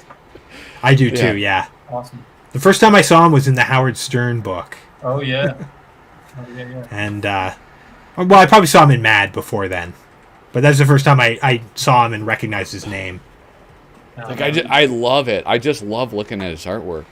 I mean, it's just the like pointillist style, but then it's like really cartoony while also being like very realistic. Yeah. It's it's a strange balance of, I don't know. Like, I mean, like, what's his face? Howard Stern looks like a lot more caricatured than, who is that? Clint Eastwood looks like a photo or something. Yeah. I don't know. So, like, he balances that stuff really well, I think. Like, what did he do to Rush Limbaugh? Like, not much. It's all in, like, it's all in the details and, like, the posing and the, like, the proportions and stuff. Yeah. Not usually so much in the face. Maybe a little bit of the expression. Yeah. But yeah. Very good. Very, very talented guy. Yeah. Drew Friedman. There's George Woodbridge making another appearance. Amazing. I know what he does a lot? He draws, like, people's nipples a lot. And I don't know why. I really like that. Something about it. It's something about it. Just love the nips. Yeah. The ominous.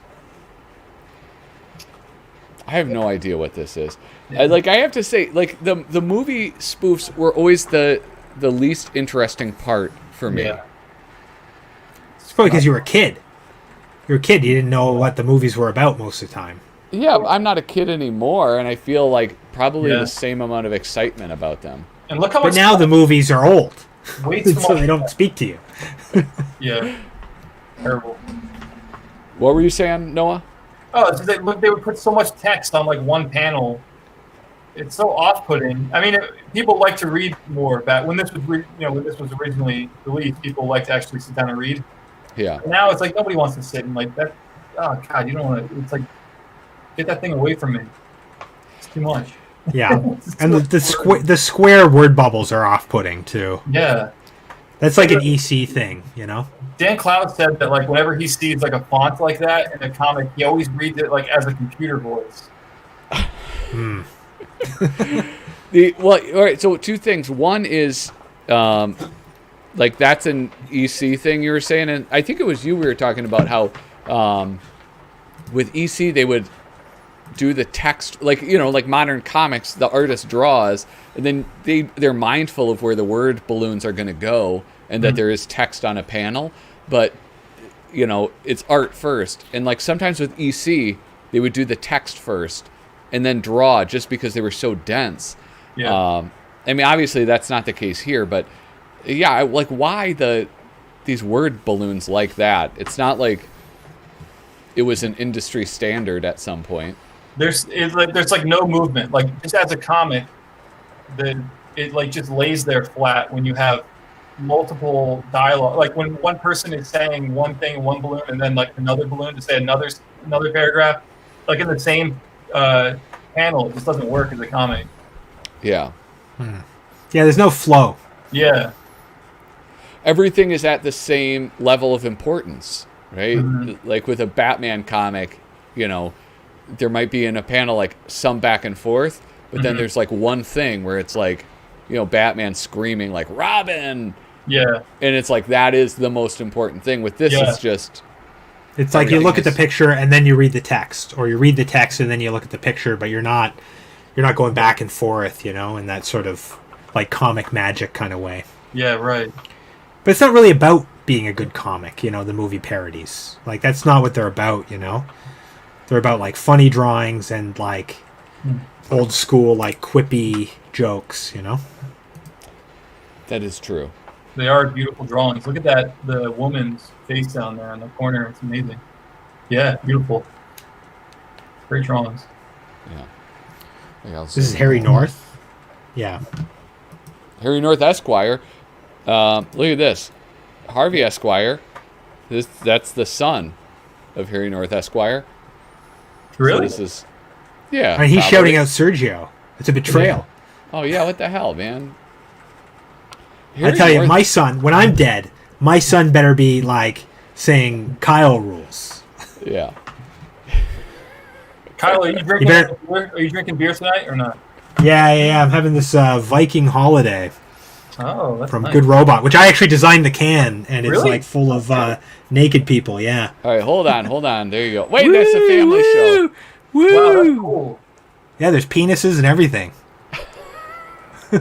That's cool, man. Because it's like I always think like artists used to really they like coveted the record cover. Like every artist wanted to do a record cover, and now everybody wants to do like a beer label. Oh, really? I still want to do a record cover, but I work for a brewery. Oh, you do? Okay, yeah. Yeah, so I've done like a lot of cans.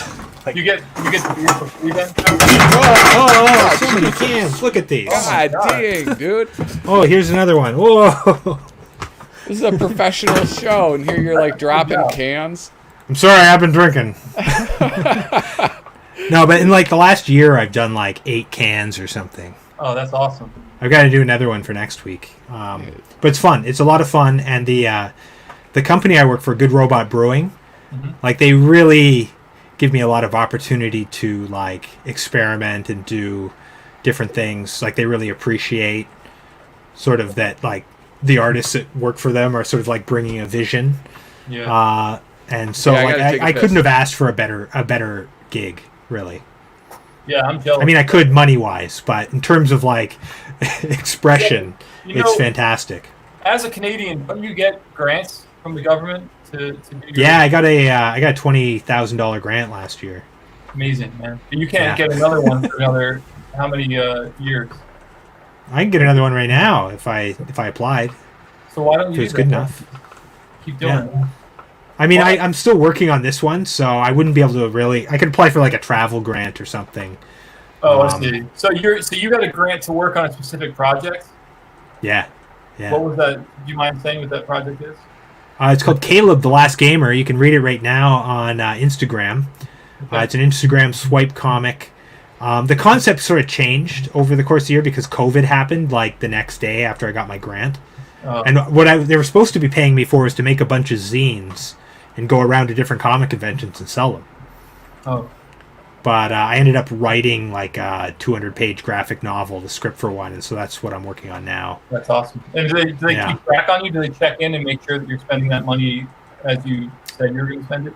I have to file a report, but I don't have to supply receipts. Okay. So, yes and no. Yeah, that's so cool, man. I wish Americans would do that, but... I mean, there's some downsides in that they don't like you to make money. So they don't really like to fund for projects that could be profitable. Oh. So it's kind of like set up so that people can do like really bizarre conceptual art and stuff like that. Mm-hmm. It's harder to get them for comics. Like they consider me a writer, not an artist. Huh, what's that so about? I apply for like the same grants as like someone who writes novels. Huh. But it's great. I mean, you might even be able to apply for one if you like teamed up with a Canadian. I could. Yeah, sure. Why I not? would get Canadian money. That would be cool, man. Yeah, well, you wouldn't be able to. You'd have to. Someone else would have to apply for a project, but they could have money to pay you out, right? Like, so, for example, if I wanted to put together like an anthology comic, and I applied for a grant, and I said like, I'm working with Noah Van Sciver. Here's how much I'm going to pay him. They would give me that money to give to you. Wow. Yeah, and if I didn't have enough money to, like, if I didn't ask for enough money to give to you, like that they thought you would be being underpaid or whatever, they wouldn't give me the grant. Oh. Yeah. Dang. So they're not going to be like, he's an American. No, don't worry. We'll pay you 60. You pay him 40. Well, it's just for labor, right? Like they have a mandate to like pay people for their work, to pay people a fair wage. Yeah. You see that? They actually, there was a big I remember in the late 90s there was a sort of a controversy because they funded the Canada Council, that's sort of the big one, they funded a movie made by an American who was a former porn star who was doing like a sort of like a, it was like sort of pitched as like this sort of feminist, pro-sex, LGBT kind of project. Yeah. But she hired all these American porn stars. There was like no Canadians working on it. It was a big controversy. Ooh. But they probably got like $100,000 or whatever. Well, was it like Caligula 2? No, I've seen that though. That's actually got like a horse in it. Like that's, I'm sure that's not legal. Wait, that's a real movie? Caligula. Oh, wait. Caligula 2, yeah. Yeah. I remember one time I was at the grocery store. You know, the grocery store used to have like a bin of like DVDs of like these terrible movies that nobody ever wanted. Yeah. And one of them that I actually bought because it was really cheap was American Psycho 2. And it was Mila Kunis from that 70s show. Yeah. So she was playing the murderer. She was playing the American Psycho, you know. So there was nobody like reprising the role of Patrick Bateman? It had like nothing to do with the first movie. It was terrible. Oh my God. But I watched Might be Caligula and Messalina. No, Emperor Caligula, The Untold Story, 1982. 4.5 stars. Wow. Out of 5? Yeah, there's also a woman like a large woman molests a horse. Let's just say that. It's really, I don't know if you can really buy it anymore. It might be illegal now. I think it is illegal to own. You're not supposed to watch that stuff. Anyway, I've seen it, but I don't own it. So the art council's going to kick down your door. They're pretty, they believe in animal rights and stuff, so they wouldn't want to see like a horse lose a job. Yeah. Even if it's a blow job. We lost viewers, Kyle. We just like the viewers. Oops, sorry. It was a hand job. It was a hand job, as I recall. But it's been like 20 years since I've seen it. Oh my God. You might be able to get it with that scene cut. All right. This is Man, art films were crazy in the 90s. They were insane. It's out on Criterion Collection. There we go. This I was in a timeout there. Yeah, you were in timeout, all right? Here's Spy vs. Spy by Dave Manick. Sorry, Dave.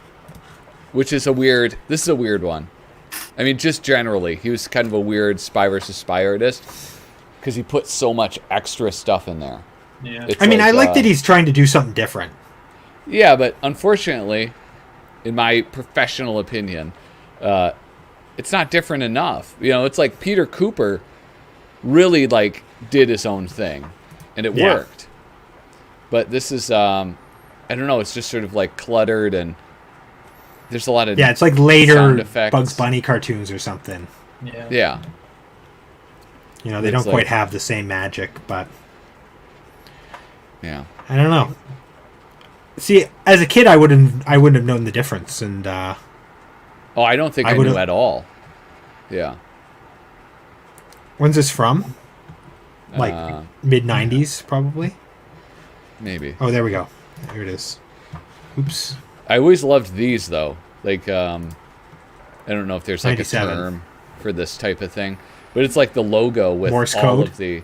No. God damn it! Like the illustration where it's like all this extra stuff within the logo. I really like stuff like that. It's like a Wimmel builder kind of thing. Wimmel builder. Yeah. Yeah. It's German for busy picture. We don't have a word for it. Chicken fat. Like a Where's Waldo is called a Wimmel builder book. Oh. If it's a book. The bush is like a book, but Wimmel builder means busy picture. Yeah. Do you want to give this a shot? Do you want me to read the lighter side of? Honestly, this is all I've wanted to see the whole stream. I've just been waiting to get me some Berg. I've got all right. I've got a craving, and only Dave Berg can fill it. So here we go. We'll do Noah, how do you have pretty good reading skills? Yeah. All right. What do you want me to play? Here, you can play this dark-haired lady. Okay. And Kyle, please play the light-haired lady. And right. I'll play this gentleman. Okay, here we go. All right. My daughter is a regular hippie, hooked on heroin. And my long-haired son goes around all day like a zombie. From pot! Not like you. You're a straight kid. A perfect gentleman. Your hair is cut short and you wear a neat, clean suit and tie. What's more, I hear that you're self-supporting. That you make a nice living. Tell us, what do you do? I sell drugs to your kids. That's pretty good, actually. That's a good one. You know, that Berg, and he was on. Hey, Patrick, what happened to the other special guest that was supposed to be here? Oh, have you heard from him? Hold on. Yeah, hold on. Let me... He's got to be almost here. We're almost out of time. Yeah, hold on. Let's see. I think let me pull up. Yeah, I got a new message, actually. Yeah. Oh. Okay, good. He must be almost here. Yeah. Hi, this isn't Patrick from Flippin' Through. I don't know how my voice got on this voice machine. But leave a message. Hi, me again. Dracula. I will be there soon. You can count on me. The stakes are too high to miss this one. I am so tired from driving. I'm dead on my feet. I've been drinking coffee, but I think it's decaffeinated. Great. What a disappointment, Well, maybe he'll be here soon. Be here soon. I got to go to bed soon. Well, Jeez. I mean, Kyle, the world does not start and stop at your discretion. All right. I mean, well, we have to have some compassion. Look, you conjure up, a vampire, and you expect a vampire to show up. This is true. Listen, devil's advocate. I want to be fair to him. We did botch The Conjuring. It was a botched job. we botched it. Yeah. Pennsylvania. Jesus Christ. It's my nasally voice, okay? I can't help it. Yeah. Right?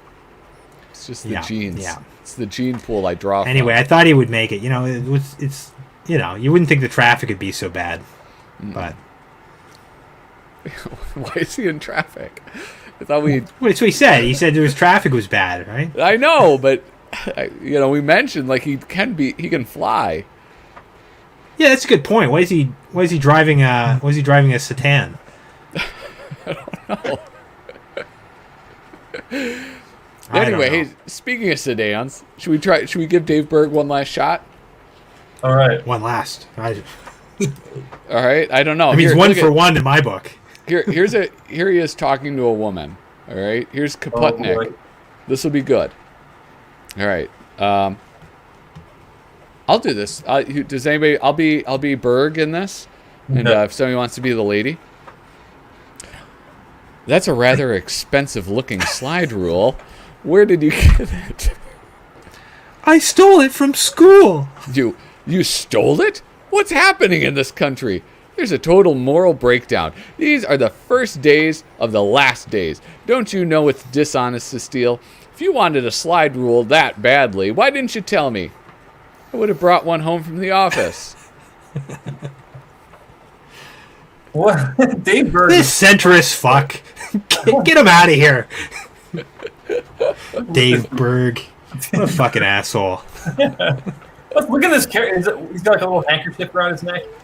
Yeah. Right. That's him. This is his self-insert, right?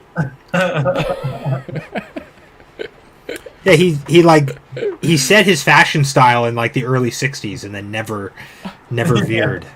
Yeah, this was probably published in like '93. Yeah. This is 73. 73. Oh, it was 73. Okay. Oh, I'm ready to move on. Here we go. The Calamityville horror with Mort Drucker and Dick DiBartolo. Mm. Yeah. Have you had him on the show before? No. Well, you know what? I should. I got to get back to trying to interview people. I sort of fell off of it. Yeah. And also, I don't think Dick would return my calls. No, aren't you Facebook friends with Dick DiMarcola? I don't know. Am I? I thought you were. I should probably do that. I should actually use that Facebook account a little bit more often. That's right. That's actually where you get in contact with these guys. Yeah, it's true, man. They're all old guys. They're all on Facebook. Facebook is like all the old guys are on Facebook. Yeah, it's like I have like connections to all these like artists that I completely venerated in my teenage years. And it's like now I just get to see like their shitty opinions all day. Yeah. It's so true. And I have to try to like interact with them while on one hand like trying not to offend them, but like on the other hand like totally revering them. Yep. I don't know. Yeah, and then you have to read their post because they're upset because of the trigger warning at the beginning of the latest issue of Well, Matt. they're usually not so bad about that, but all right. A couple of them Was are. there a trigger warning in Matt? Well, we were talking at the beginning. about that. There was like a warning about like content. It was I don't know. It's amusing and it's we can revisit it. It's worth revisiting. It says, here it reads. It's the most like milquetoast kind of thing. I don't know why people get so upset. The vintage Mad pieces reprinted in this issue were produced in a time that was less mindful and sensitive to matters of race, gender, sexual identity, religion, and food allergies. The text of these articles is presented mostly unaltered, with fingers crossed for historical purposes. And it doesn't even say, this is what I want to point out, it doesn't say like less, it says less mindful and sensitive, which is a pretty neutral way of saying it. Yeah. So were people upset about that they included that in the... I've seen the odd post on Facebook where someone like in their 70s posts a picture of it and they're like, I never thought I'd see the day when Mad would have a trigger warning on canceling my subscription. Oh, okay. It's like, well, did you ever think you'd see the day when they wouldn't have new material anymore? I know, right? Yeah. Yeah, it's I don't know. I don't understand the workup. Oh, here we go. This is the end. This is the end of the issue. There's a zombie fun page. Scott Nickel, artist and writer. What? Oh, wait. No, these are different. I'm sorry. Yeah, the top is Tom Bunk. Yeah, this is two separate things. I thought it was all one together. The Tom Bunk is like really delightful, gross zombies and dogs. Yeah. That. Beautiful. Yeah, he really brings like disgusting art to like a new level of beauty. Oh, have you guys read Ed Piskor's new comic, The Red Room? I haven't. Is it good? It's so fucked up. There's not enough like gratuitous sex for me. Like it's all gratuitous violence, and like I like to have a nice balance. Yeah, when I'm reading that kind of smut, like, and it's all just violence, Well, it's violence and like the first issue especially, he did a really good job of like actually telling a compelling story about like a horrible thing. Yeah. But I sort of just put it together. Like he's really, I wonder, I mean like this reminds me so much of what he's doing with some of the stuff. I wonder how much of an influence for this piece or for this like new thing he's working on Tom Bunk was. Because I can see some Bunkian influence. Maybe, but it's not nearly as tongue in cheek as like Bunk is very humorous, whereas like Red Room is like very like exploitative, like violent, gore. Yeah. Which I do like that stuff, but like I said, could use some more sex, I think.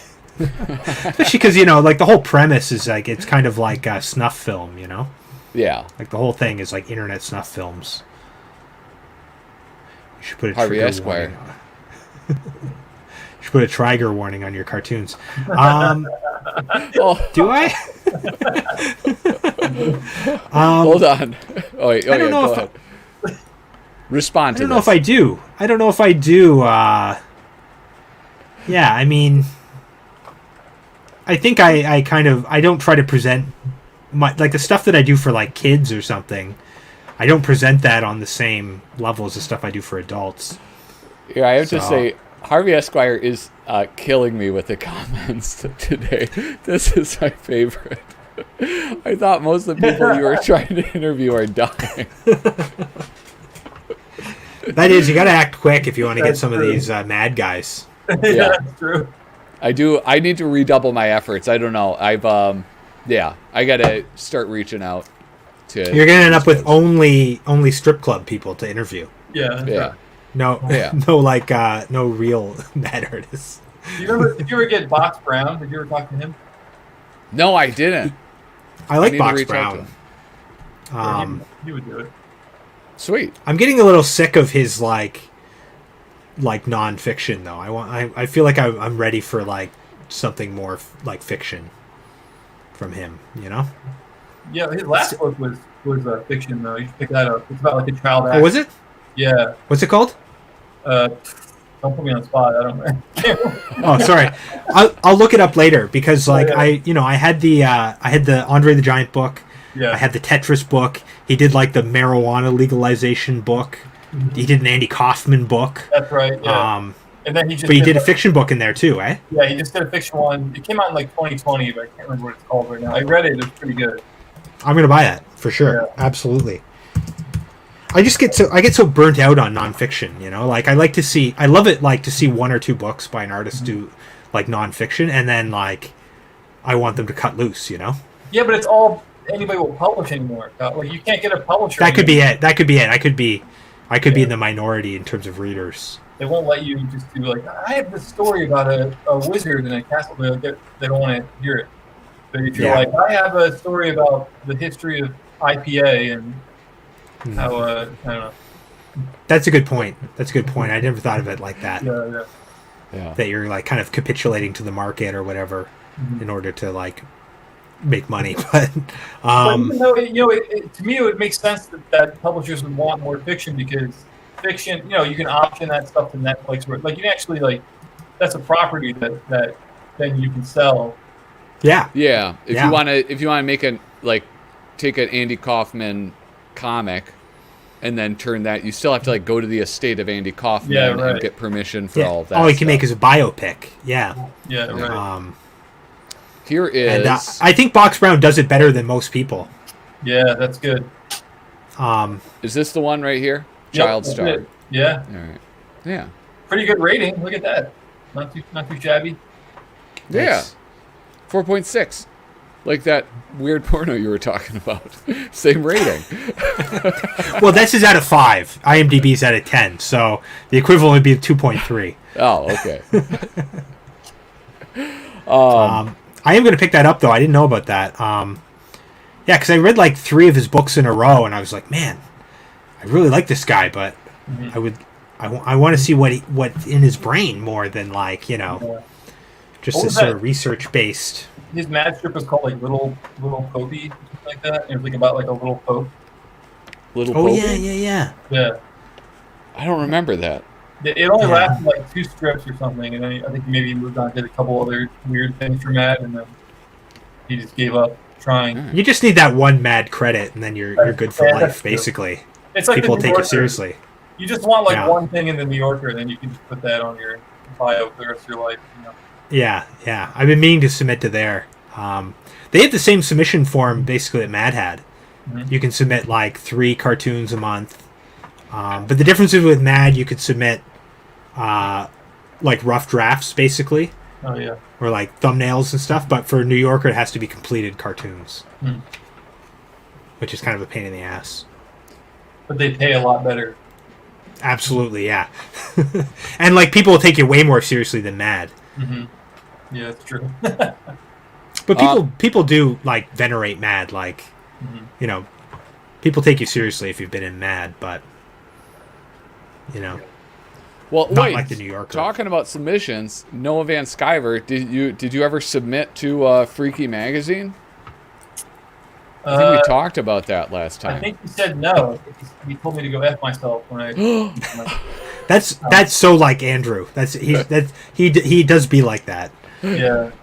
I don't know what happened. God damn it. Yeah, I don't know. All right. Well, I'm sorry. I didn't mean to bring up. It's probably because you're a white upsetting. guy. Yeah, exactly. Little white male. I only got in because I was Canadian.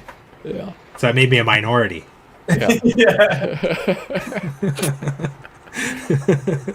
All right. Listen, I'm going to fold this fold in, okay? Despite our many differences, what do we all have in common deep inside us? I know. You do? Yeah. All right. Guts. Wait, well, what is it? It's COVID. It's guts. We all have COVID. We all have COVID. That's what it is. Here we go. Microplastics. You know what I just learned? That logo there, that like the logo with the 1, Yeah. that's not the recycle symbol. No, it's a classification for plastics. Like there's 1, Yeah, 2, 3, they- and 4.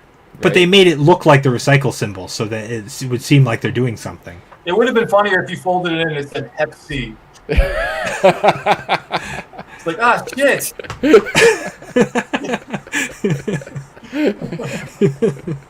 Oh, I gotta tell my wife. Man, they should have given a Hep C warning on this magazine. I'm gonna end my subscription. Oh, that's beautiful. I really like when they do the old stuff, like the painted things, like Kelly Freeze. Kelly yeah. Freeze is an amazing artist. Is that what that is? That Kelly? Oh yeah, it is. Oh Yeah. man, nice. Cool. Yeah. So I guess that's the end. You didn't get your guest never showed up. You Don't waited remind me. for- I'm so disappointed. Yeah, I don't know what the deal is with that, but yeah. Next year we're going Wolfman. Next year we're going Wolfman for sure. Yeah, Wolfman, Gillman would be great. Gillman would be Yeah. a big get, you know. Any of the mans would be good. Yeah. Um, A bride or two. Look at this. Look, I should have, because Yeah. look at I'm wearing my Gillman shirt. Oh, look at my microphone is there. Look at that Oh, that's creature. awesome. Yeah. Shit. Which way do I gotta move? he was wearing that last night, folks. I was. We were talking last night. He was wearing that same shirt. I'm a Patrick sweetie. doesn't change his shirt, folks. I He know. probably smells. You listen. You get 2 wears out of a shirt. Everybody knows that. All right. Oh, I do 3 or 4. For your children. If you need a vampire fix watch, Vlad the Impaler versus Count Dracula, epic rap battles of history on YouTube. Excellent. Well, I'm guys- disappointed. I thought he would have made it. Yeah, it is a little bit of a bummer, but hey, you know what? There's like I don't know if it's a silver lining, but I will say this: if you guys don't, if you have not already, Well, you know, I would say that, like, in a lot of ways, I'm sorry. Did you just Noah interrupt Van me on my Sciver. own channel? I'm sorry. Yeah. I'm just getting out there. I just wanted to say that, like, in many ways, Noah Van Sciver is like the Dracula of contemporary comic artists. So in that sort of sense, we did manage to get one of the universal movie monsters of sort of alt comics. Yeah. So I mean, it was definitely a good backup, and so, you know, Yeah. Wow. you're my Dracula now. And you grew your mustache back. I do have to say that's like I'm glad you did that. That's true. I gotta say, I was disgusted when it was gone, and when I'd see it, I'd be like, he doesn't look anything like this cartoon of him. Now, hold on, because I do have a few things to say. One is I just dropped a link for Kyle Bridgett's YouTube channel, the Nostril Zone, live, what is it, Tuesdays, Thursdays, and Sundays? I do mornings, Tuesday and Thursday morning from 8 a.m. to 10 a.m. Central Time, and I do Sunday evenings from 7 p.m. to 9 p.m. Central Time in the Nostril Zone, where we listen to tunes and draw cartoons. Excellent. Noah Van Sciver, you have a YouTube channel too, and I just dropped that link in the chat as well. And like really, some of the best the conversations with comic artists and writers on YouTube. Thank you. Yeah, it's really some. Yeah, great you're stuff. you're like the comic book kayfabe of YouTube.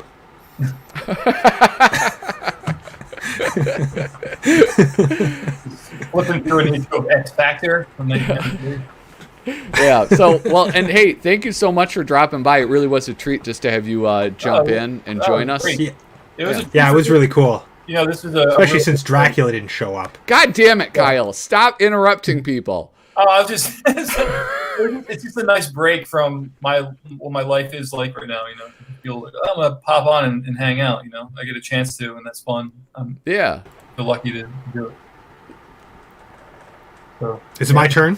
No, fucking watch it. That's what this is saying. Look, there's a delay. I really think we should use like a hand up system.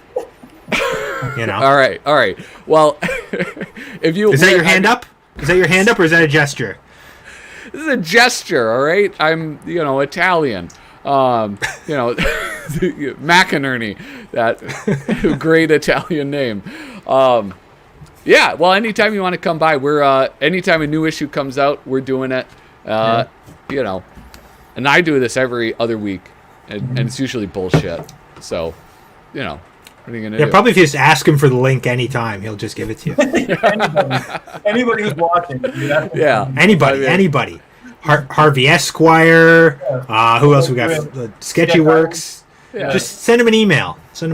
I get lonely. It's always nice. Yeah. And shout out to the chat. Harvey Esquire, thank you for stopping by. Sketchy Works, great to see you. Sean Buckley, Damien is the Antichrist.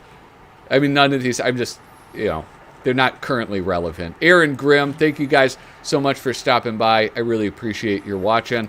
And what's this, sign language? Harvey Esquire's on it, man. Anyway, thank you guys so much for watching. Toodaloo.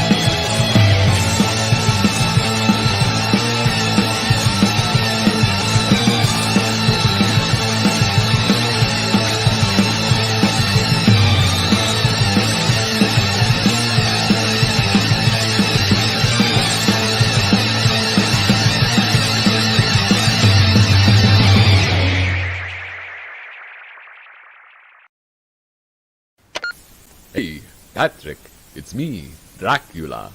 I'm at the front door. I have the code, but I need to be invited in. Hello? Are we doing this thing? I think the sun is coming up. Hello?